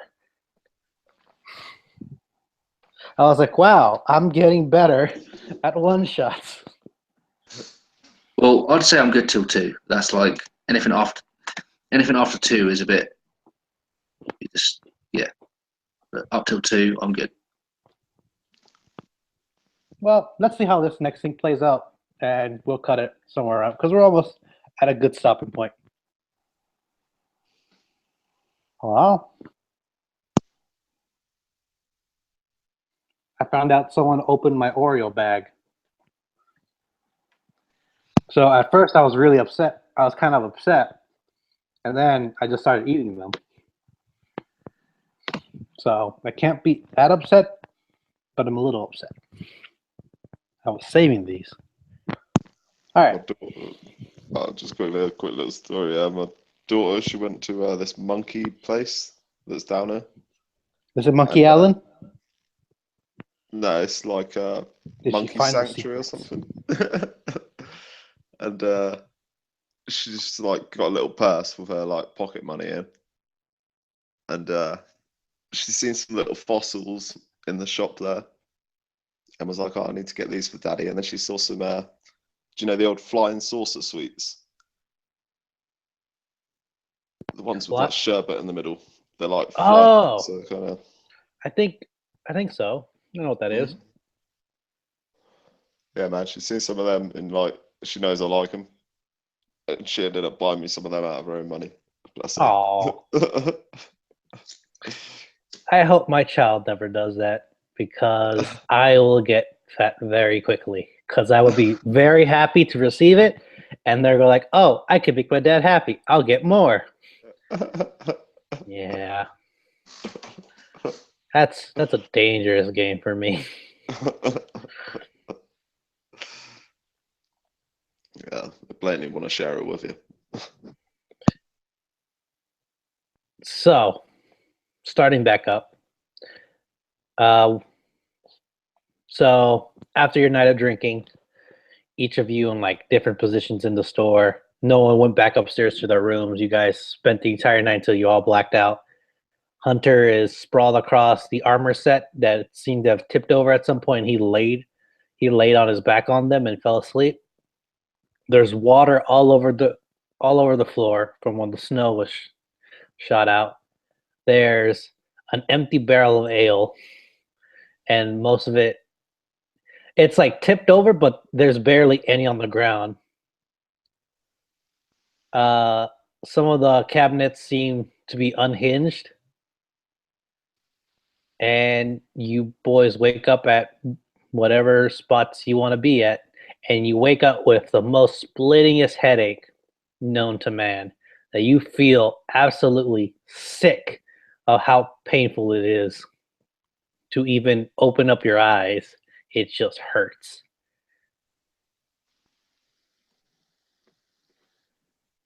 I imagine that Thorin was slept on like a cabinet. I imagine it's in the middle of the shop. Almost. It's displayed on that cabinet, like curled up into a ball. And the only reason he wakes up is as he rolls off the side and hits the floor, splashes into a foot of water. Nah. You know, like a pool of water that's on the floor, the surface of the Crimson Emporium. And he hits the floor with a thump. And he cracks one eye. And one eye is all he can manage, and he just looks around at the carnage. And he will look around and see if he can see anyone else.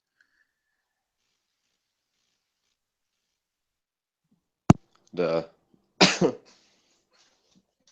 imagine that as Brack's coming to, he's like, I imagine they'd still be sat at the table, but with like one arm down, just dropped, and his head in his hand and his elbow on the table, like, just completely snoozing. And I imagine his like elbow would just kind of slip and would give way, and his head would just drop all of a sudden, and it just like that, and turn around and just be rubbing his head, rubbing his face, like trying to open his eyes, but feeling like he's got to shut them again.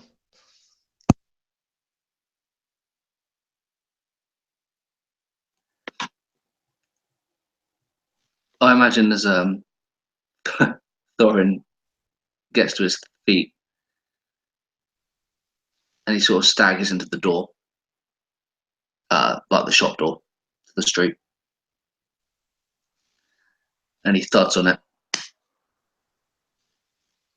I imagine a magic mouth made out of wood sort of comes out of the door, and it says, "This is Thorin. You've had quite a heavy night, and you've made quite a lot of mess. You probably woke up a bit late, and shut up, everyone! Shut up! I'm trying to record a message, and you really need to clean this mess up, and it's all your fault. Shut up, everyone!" And then it just cuts off.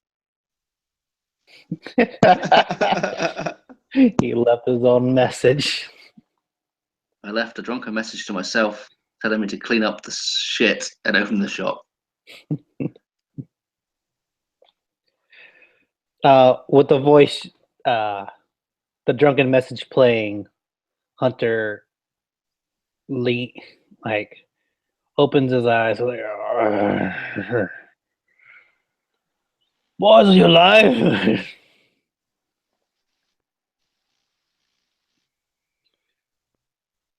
And he seems every time he places his hand to like help him get up from the armor set, it just pushes it back. It pushes him back down, like armors and helmets like topple over as he leans back up. And I imagine with that clank, that squishy clank, as these pieces of armor hit the floor,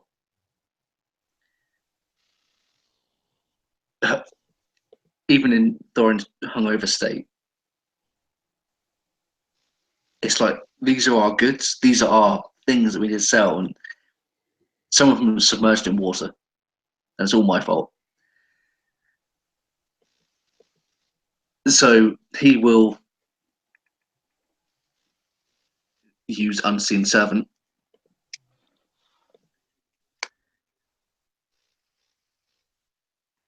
How long does it take?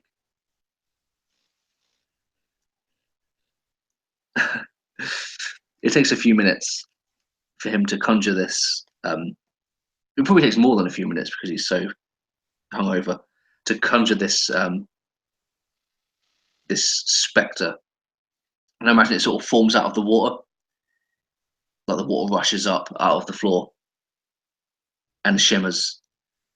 And as the water sort of slides off this humanoid, it looks like with the same graphics and everything,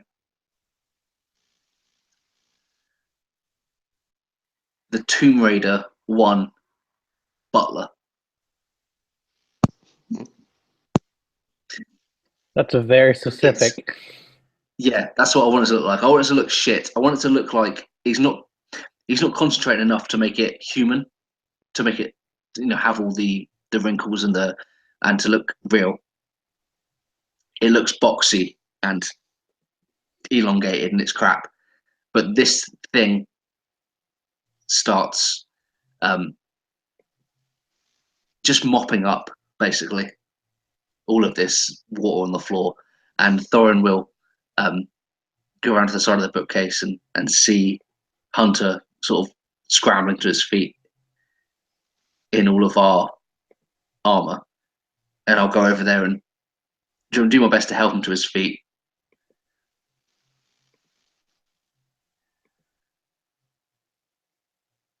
And if I can do that, I'll quickly start putting the armor back onto the skeleton that it was meant to be on.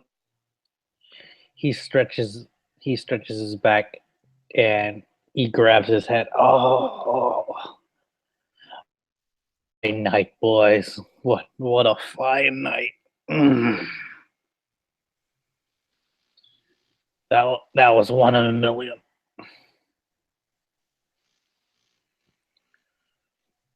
And he goes to pick up his axe and he places it on his back. He looks into the barrel and just puts it right back up, but puts the lid on it. I think I'm gonna sleep this one off, boys. Do you need anything? As he's already making his way out of to the door.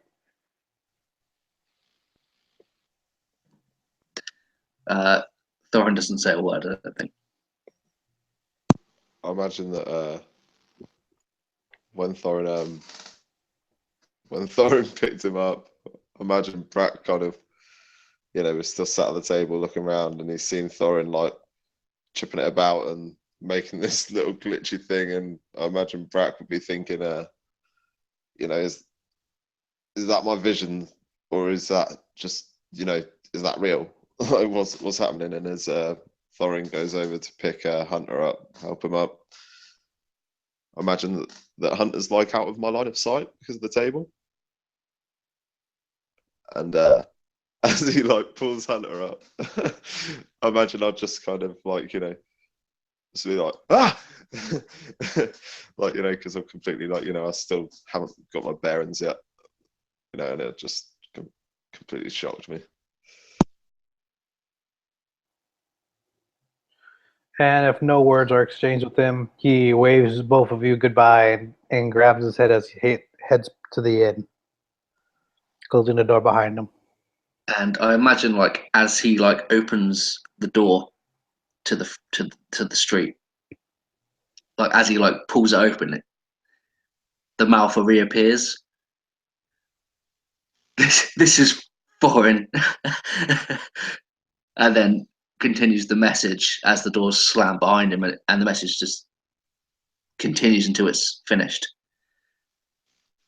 And Thorin puts his hand over his face and rubs his brow, and then messages Brack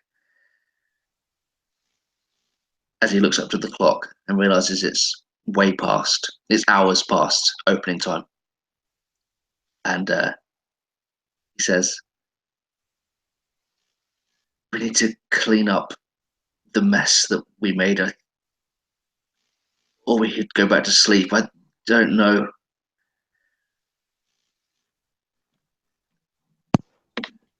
Well, I'd definitely rather get to sleep, Thorin, but we need to be open.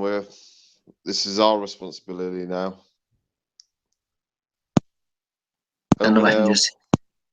I imagine you just hear the sloshing of the mop bucket as this unseen servant mops up around us. And I take in the carnage. Now, I'm going to give you a choice. The Skull Splitter is made for a heavy night of drinking where you're not going to do anything the next day. Yeah, right. It's basically incapacitates you. Like light hurts, sounds hurt. You can push it, but it's going to start mechanically wise, it's start going to give you negatives to your rolls.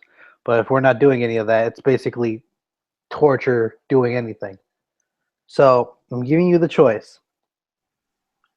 You can open up the shop after you're done cleaning and see if you can get any customers in for the rest of the day, or close down the shop for the day and just sleep it off. How long do we think it's going to take to clean up? If we don't clean up, if just the unseen servant does. If the unseen servant's going to clean, it's going to take around like 4 or 5 hours. And I imagine it's nearly midday. That's what I imagine. Yes. Imagine if we open up at 8 and it's now like 11. Right.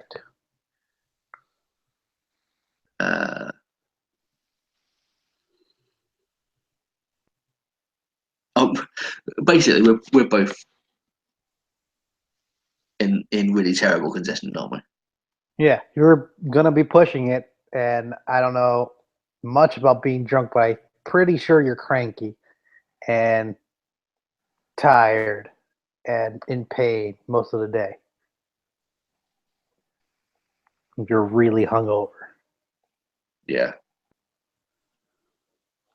Okay, so I imagine that the Thorin begins an effort. He makes an effort to help.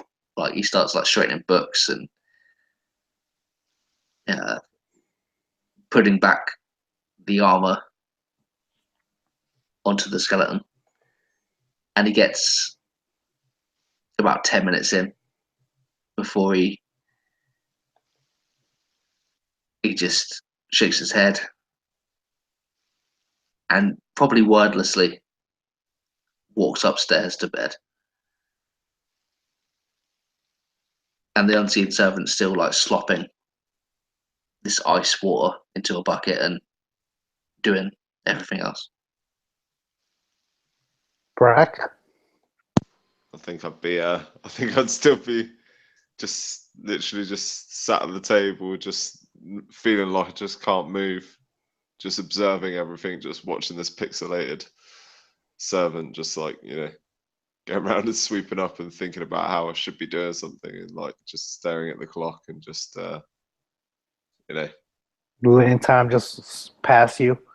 Yeah, just trying to absorb and make sense of what happened the whole night. Do you know what I mean? He's reflecting on what a crazy night that was, and how strong that alcohol was, and he's going to try and pay more attention to what type of ale he's drinking. Just Just so you both know, you both failed the check. If you didn't understand why this was happening.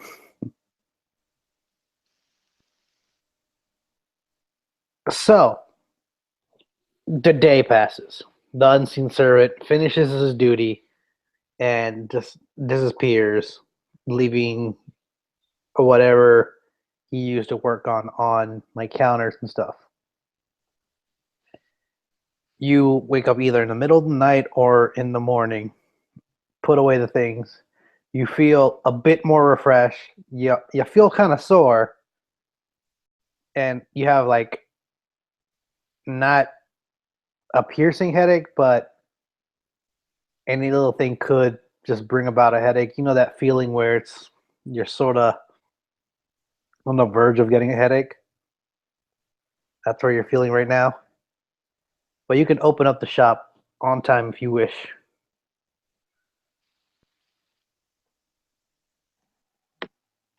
Yeah, I think Thorin absolutely does. Yeah, Brack would have pulled himself together. And the day continues on as normal. You get some comments here or there that why wasn't the store open yesterday and things like that. You get some business. You earn around 600 gold. And then business just stops. It's like 4 o'clock in the afternoon again.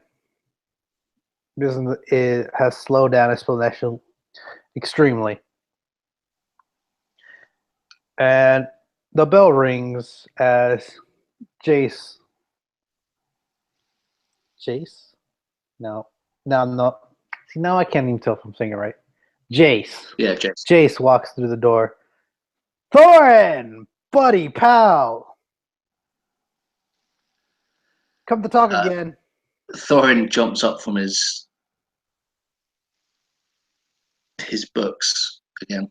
He jumps up from his books, surprised, shocked, eventually scared, and then he messages Brack to get downstairs or wherever he is. I'll come into the shop front. And yeah, I'd race down there. Jace, what a pleasant surprise. Isn't Not it, realizing, Thorin? Isn't it? not realizing that he's lost a couple of days.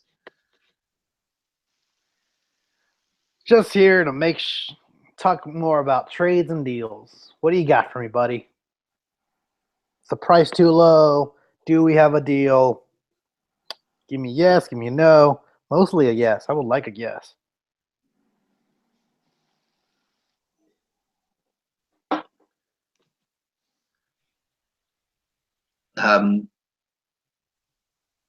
Thorin looks at Brack, like quizzically, and he will respond with, I just don't know. We just started up. We just reopened, and I don't think we could accommodate you. Thorin, come on. It's quite easy. We set up shop here. You would never see us. Is it the money? I can offer more money. 700 is the highest I'll go. It's not the money. It's not you. It's not you. Of course, it's not you. It's more that people might find out and might be a little bit apprehensive to come to our shop if they knew that a great man like yourself was residing in it. And I'm totally bullshitting this guy. I see. Well, Thorn, I wish we could see eye to eye, but if you're not willing to budge, hey, I know times are tough. You don't have a lot of magical items, as we can both see here. It's gonna hurt you a lot. I'm willing to pay the money you're losing that you can be gaining from having magical items, but you don't have any. I can be paying you, and I can even bring you some. It's a win-win situation. Paul, do we have like a cellar? Like a You do. That's why he's pushing for it. yeah.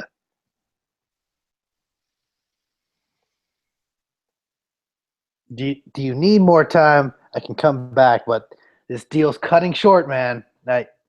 I came to you because we are friends. I need a place. You have a place. A How storefront would be amazing for us. how many of you would be staying here? Not that many. You would never see us.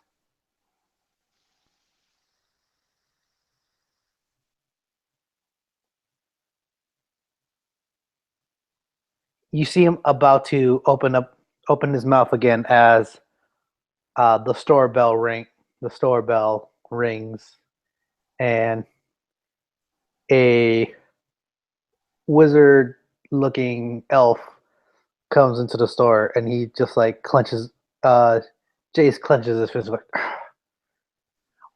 well, Thorin, as you see, I got stuff to do.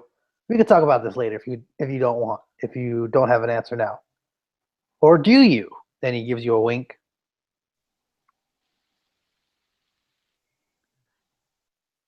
And Thorin sort of nods through that whole comment until he says, "Do I have an answer?" And he just stops nodding, and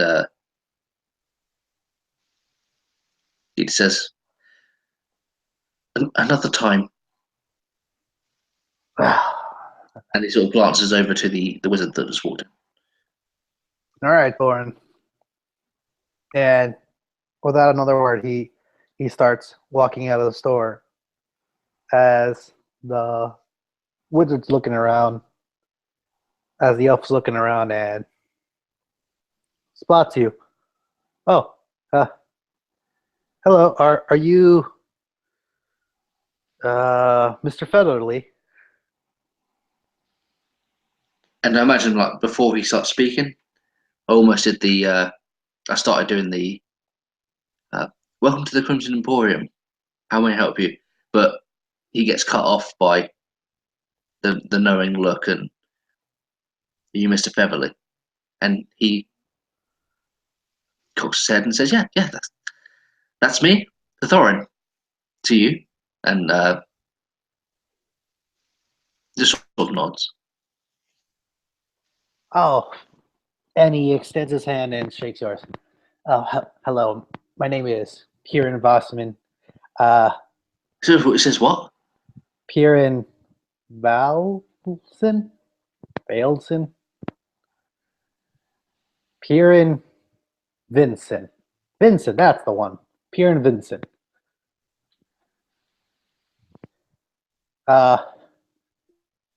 Good to see you. I'm here to deliver a letter to the to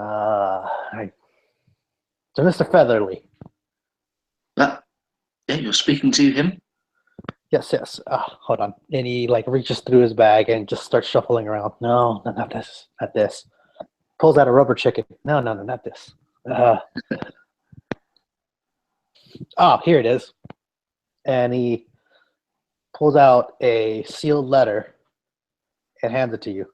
That's it. That's the letter for Mr. Featherly. It's from Blackstone Tower. I was traveling and they requested I do this job, so I did.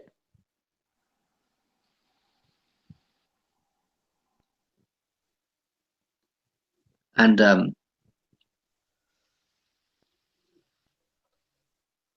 Thorin takes the letter and sort of turns it over, and the seal that it's stamped with, is that from Blackstone? Yes, it's a literal black stone seal. It's a rock. It's a black rock, and it's waxed onto the envelope. And he says, "To whom entrusted you with this letter?" A professor, Professor Quartermaster, he was asking for Rosebin's associates. I didn't know who that was, but he told me that you own a magical shop in Quinn. I was stopping by. Thought, why not?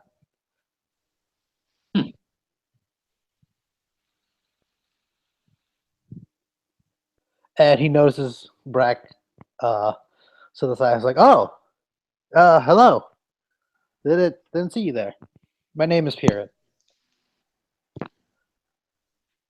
Imagine the Brack would be like looking at him, so it, like, you know, when they catch like eye contact and he sees him say hello, you know, Brack would respond with, "Good afternoon. No mail for me today?" And like laugh. I'm afraid not, sir. I'm afraid not. I only have one from Mr. Featherly. And with that, I'd like message to Thorin. Can I message back? Right, that's like So works two if- ways, yeah? You Oh. can't message back, but I was going I to need say to before. initiate it. Yeah, I didn't want to step in on you, but what I was going to say is that when Piran speaks to you, I was going to translate that into your head. Like, say it. Just say, "He said, blah, blah, blah, blah," was what I was going to say. So, if that's okay with you, Paul, you could speak back. And That's fine. you could also understand what Piran said. That's fine. So with that, if I heard him say, or you translated it to me like Blackstone Tower, I'd look at Thorin like with an inquisitive look, and I'd say, "Blackstone Tower, Thorin. Is that not that? Is that the magic school? Am I right in thinking that, Thorin?" It is. It is. It's the magic school. Best not to try and concentrate on me. The gentleman speaking to you. Sorry. Right, you are. And I'd look back up. I'd say, so may I be of service? Is there anything I could do for you today? Do you happen to have some copper wire? I'm sure I've got a bit of copper wire laying around somewhere around here.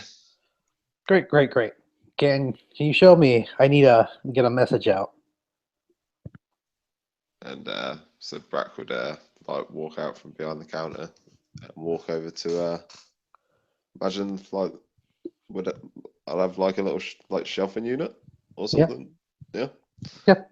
And I'd like lead him over there, and I'd be going through like these coils of different metals, and yeah, like just going through them, and I come to the copper one, and like, there we go.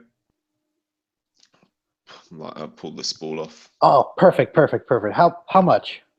And I just need a piece. It's a piece. We'll talk just a handful of silver. What would we say, 5 silver?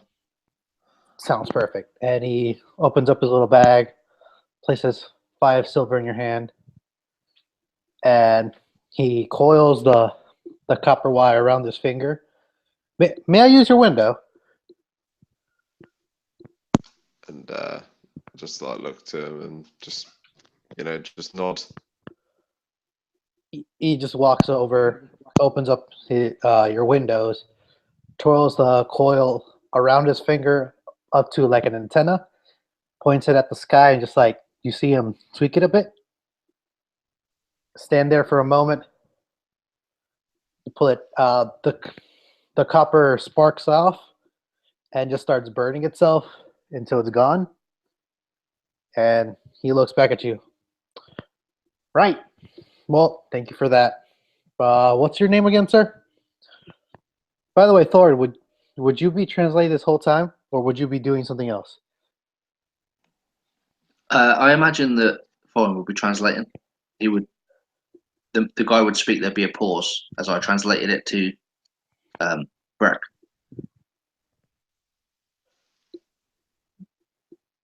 So, Go ahead. sorry, that's all right. I was just going to answer like the question. If that had been the case, I was just going to carry on. I don't mean to intrude. It's not a habit of mine, but I can feel that Mr. Featherly keeps sending you messages. Am I intruding on something? Should I leave? I'm not trying to make you feel unwelcome at all.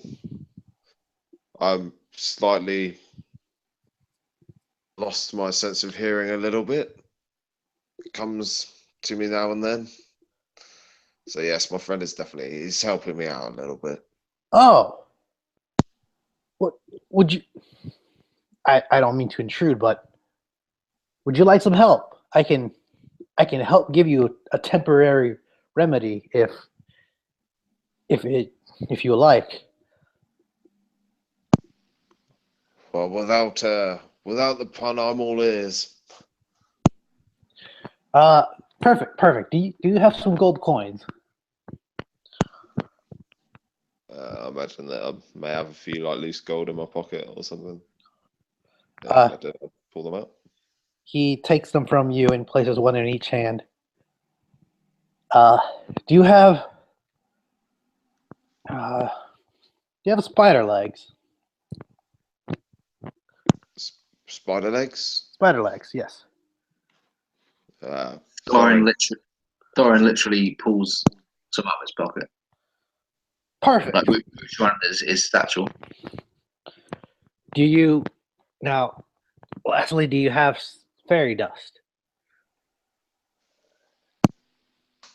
Thorin, I'm gonna kind of need your help on all this. Does this come under alchemy? I imagine that Thorin like pulls those step ladders that he had. They're on wheels, and he starts like rolling around the shop. And as he does so, he says, "Very helpful fellow, aren't you, Piran? I'd be." And he starts like walking up the stairs, and he moves some vials around. And he can't see it, so he pushes the ladder along and goes up another. And as he does this, he says, "To what do we owe the pleasure? Such a helpful individual." Oh, I'm just helping. I'm just helping out.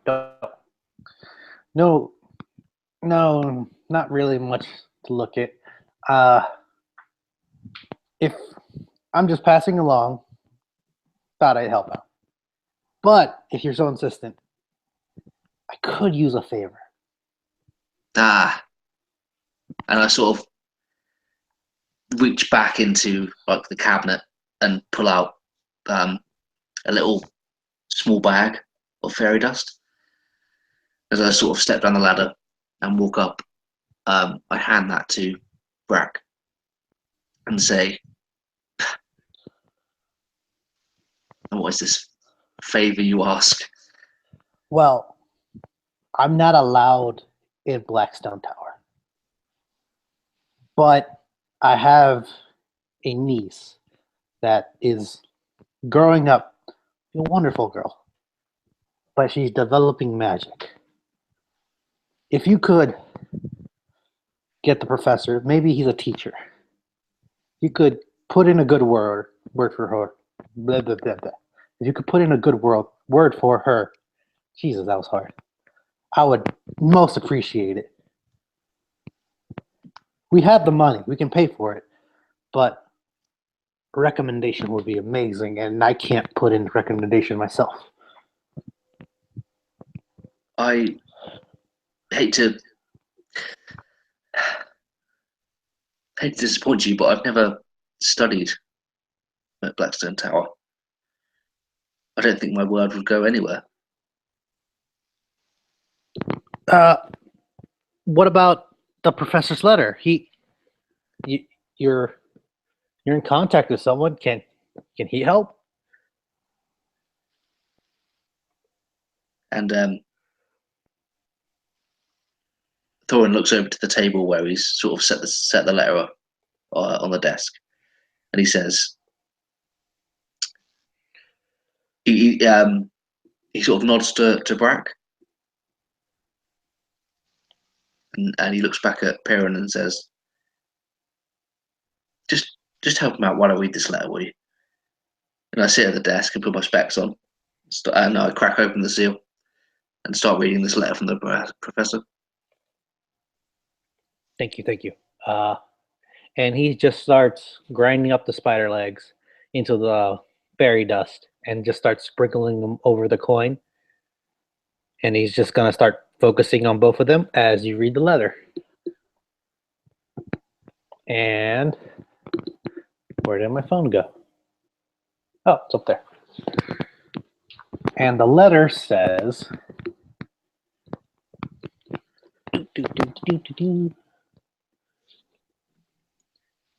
My name is Professor Peter Quartermaster.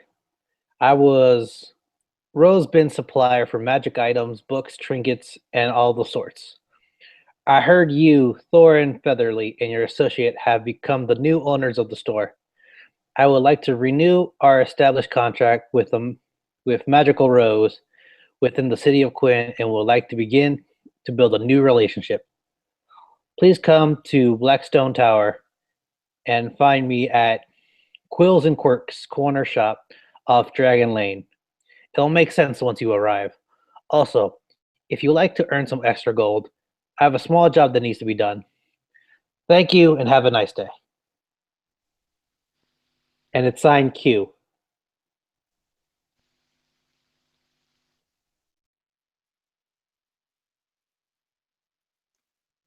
I imagine I read this in my head as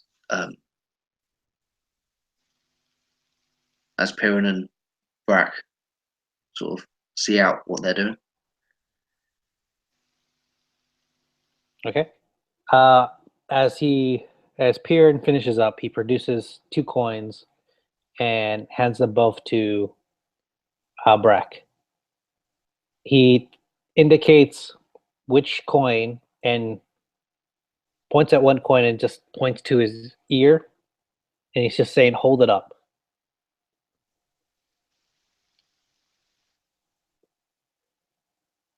So Brack would take the coins off of him and kind of be looking down at this, or feel a little bit strange about it all.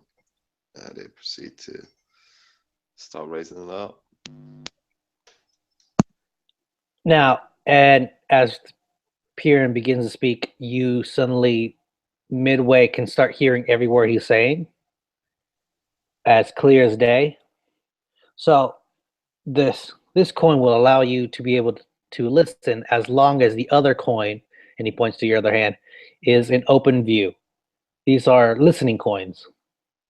So as long as that coin is sticking to your ear, that's the receiver. It can hear anything that this other coin hears.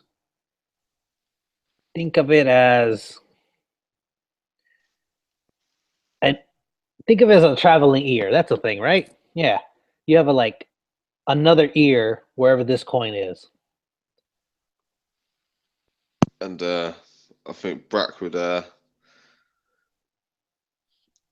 imagine, the bell that he was ringing at the end. Yeah. I imagine that he'd still have that on his person, he almost become like perhaps like obsessed a little bit with like on a daily basis, like ringing that bell just to see if it had come back. And I think he'd hear everything, but like he's instinctively already going for this bell. And I think he'd just ring it and just I think he'd grab this guy and look at Thorin straight away, and he'd be like, "It works." Oh, And he'd okay. just be ringing this bell. I'm glad it does. I'm glad it does. And he just nervously pats you on the head. Thorin puts his hand over his mouth and says, "What, you can hear? You can hear me?" Every word, Thorin, and it's not just in my head this time. And as he removes his hand from his face, he's got a smile on his face. And he looks at the wizard. And he says, "Piran, I'd be happy to help. You've done me a service. I will do you one." Oh, thank you, Mr. Featherly. Thank you very much. It's a temporary fix. It won't cure him. He can only listen with the other coin. And so if he puts it in his pocket, it'll be kind of like covering his own ears. It's a temporary fix. But I'm sure somewhere in Blackstone Tower you could fix his ears. I'm sure they have some way to fix his own ears. But the coin is all I can do. And the coin is more than enough for me right now. I assure you of that. I'm in debt. I'm glad you are, Mr. Brack. Brack. Yeah. Call me Brack. I'm glad to be of help. Really, I am. I'm actually very surprised the spell actually worked. I've only done it maybe a couple of.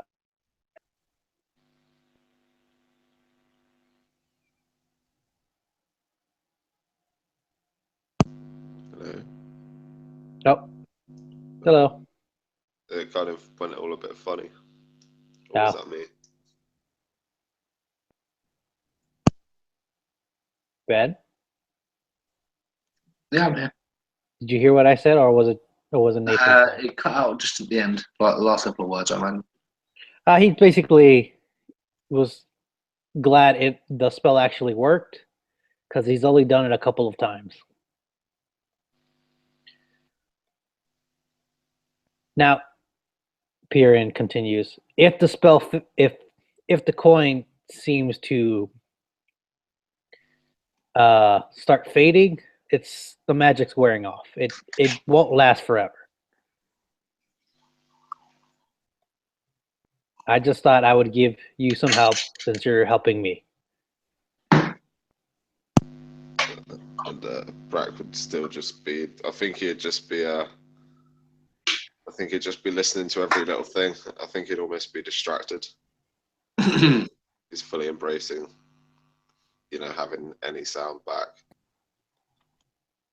And I think he'd even make a joke of be like, "It really makes a change to hear something other than your voice, Thorin."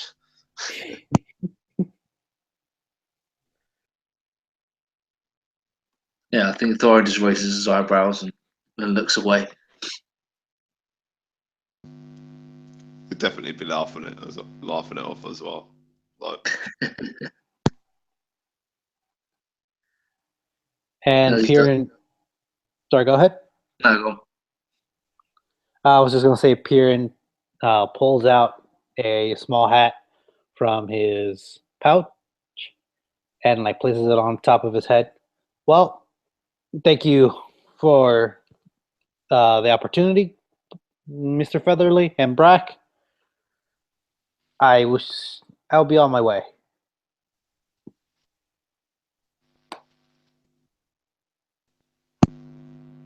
good day to you, Piran. And good day to you, Sir Brack. And he opens up the front door and begins to walk out. And as he opens up the front door, it says, "This is foreign," and it begins to play a message again. And Brack would absolutely just melt, I imagine. Thorin says, "Fuck, I've got to change that message." Piran laughs as he walks down the street and into the night, day.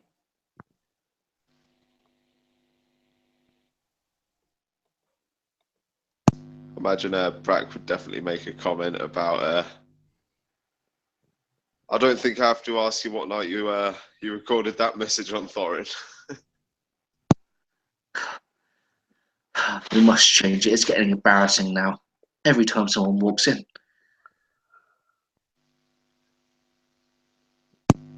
Everyone that walks in hears it twice.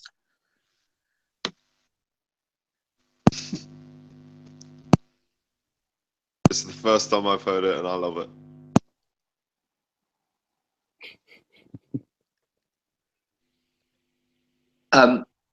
Paul, how far is it to Blackstone Tower? So Blackstone Tower is a couple of days away by, walking and on horse. And I'm totally not stalling as I'm trying to open up the map, but it is about, and I'll tell you in a second. If it helps, mate, we can't afford horses with our overheads on this place, so we will be walking. It would be a 3-day travel on foot.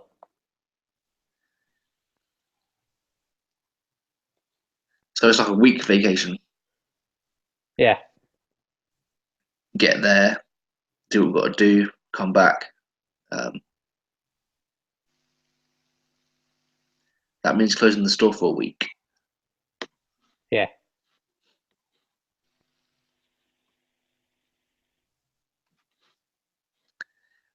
Well, Brack, I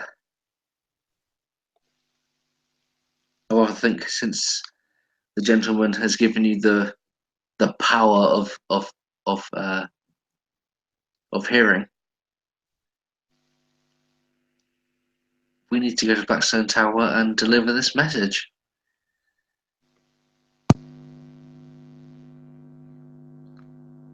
Just what might we be getting ourselves back into here, Thorin? No, we're just going to Blackstone Tower and coming back. It'll be a week most. And he sort of flips open this book on the counter. And I think we can afford that. I think, and he sort of looks at all the figures. It'll be fine. And you never know, he could, he seemed the magical type, he could bring us some other trinkets. Hopefully when we get to Blackstone Tower and you're completely cured, as he said you may be, we could sell these coins at a great price. And this is why you've got the brains, Thorin. Oh, I don't know about that, and he sort of blushes. When do we set? First thing, I imagine. I'm right behind you.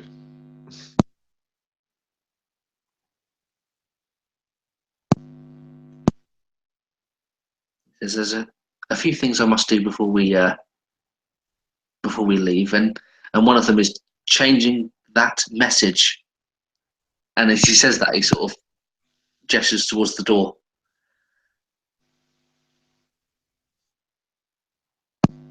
Can't you just leave it there for one more day, Thorin? It's still got a bit of comedy value for me. Every customer that comes towards this door in the next week will hear me rambling and stumbling. I don't think that's good for business, Brack. Well, it's not really anything new, Thorin. But it is good to hear it back again.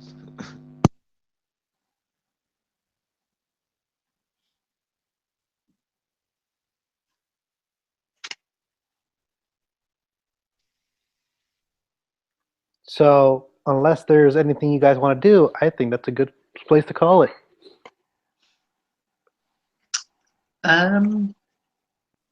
Brack will walk. Thorin will walk over to the magic mouth on the Right. door, and he'll say, he'll sort of put his hand over it, and he'll draw like a circle, and you'll see that like bright white light, sort of penning his finger, and it draws like a smiley face inside it,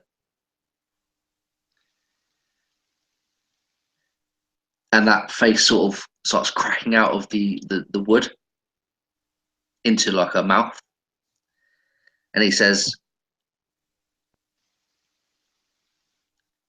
"Welcome to the." He says, "Welcome to the Crimson Emporium. Brack and Thorin are not in at the moment, but we're happy to take your message. Just post them through the letterbox below.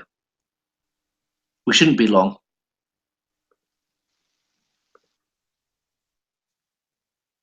And then the magic mouth, this wooden mouth, cracks back into the door, and the trigger is like a knock or like a push. Okay. Anything else?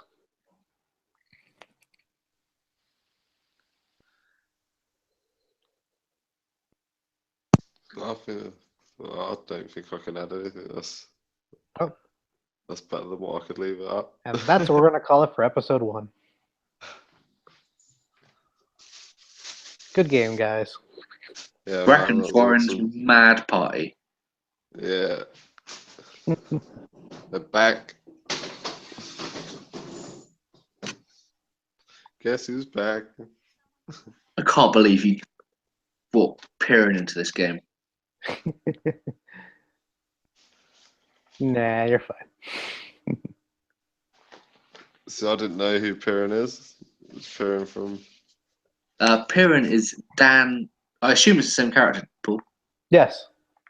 Piran is Dan's character from my August game, Alright. which is fucking awesome because Piran's a badass, like really weird wizard, just a really fucking strange individual. It's not strange, he's unique. He's unique, and he can't go to Blackstone Tower for some reason that we never found out in the game. I know he's got like a massive family, and he owes like a debt. Yeah. So it's kind of interesting that we have to go there and sort of. Did you say that we have to go there and vouch for this niece of his? If you could find like someone to be able to teach the niece magic, because he discovered that the niece has magical talent in the last time he played him. Oh, okay. And she's at Blackstone. No, she's not a blacksmith. She's still in Tradewick. Okay. But he wants to put in a good word for her. Oh, okay, yeah. That's cool. That's really awesome. I wish you got to kill something, but that's fine. Yeah, sorry, buddy. I'm gonna pause the recording now. Well, stop the recording.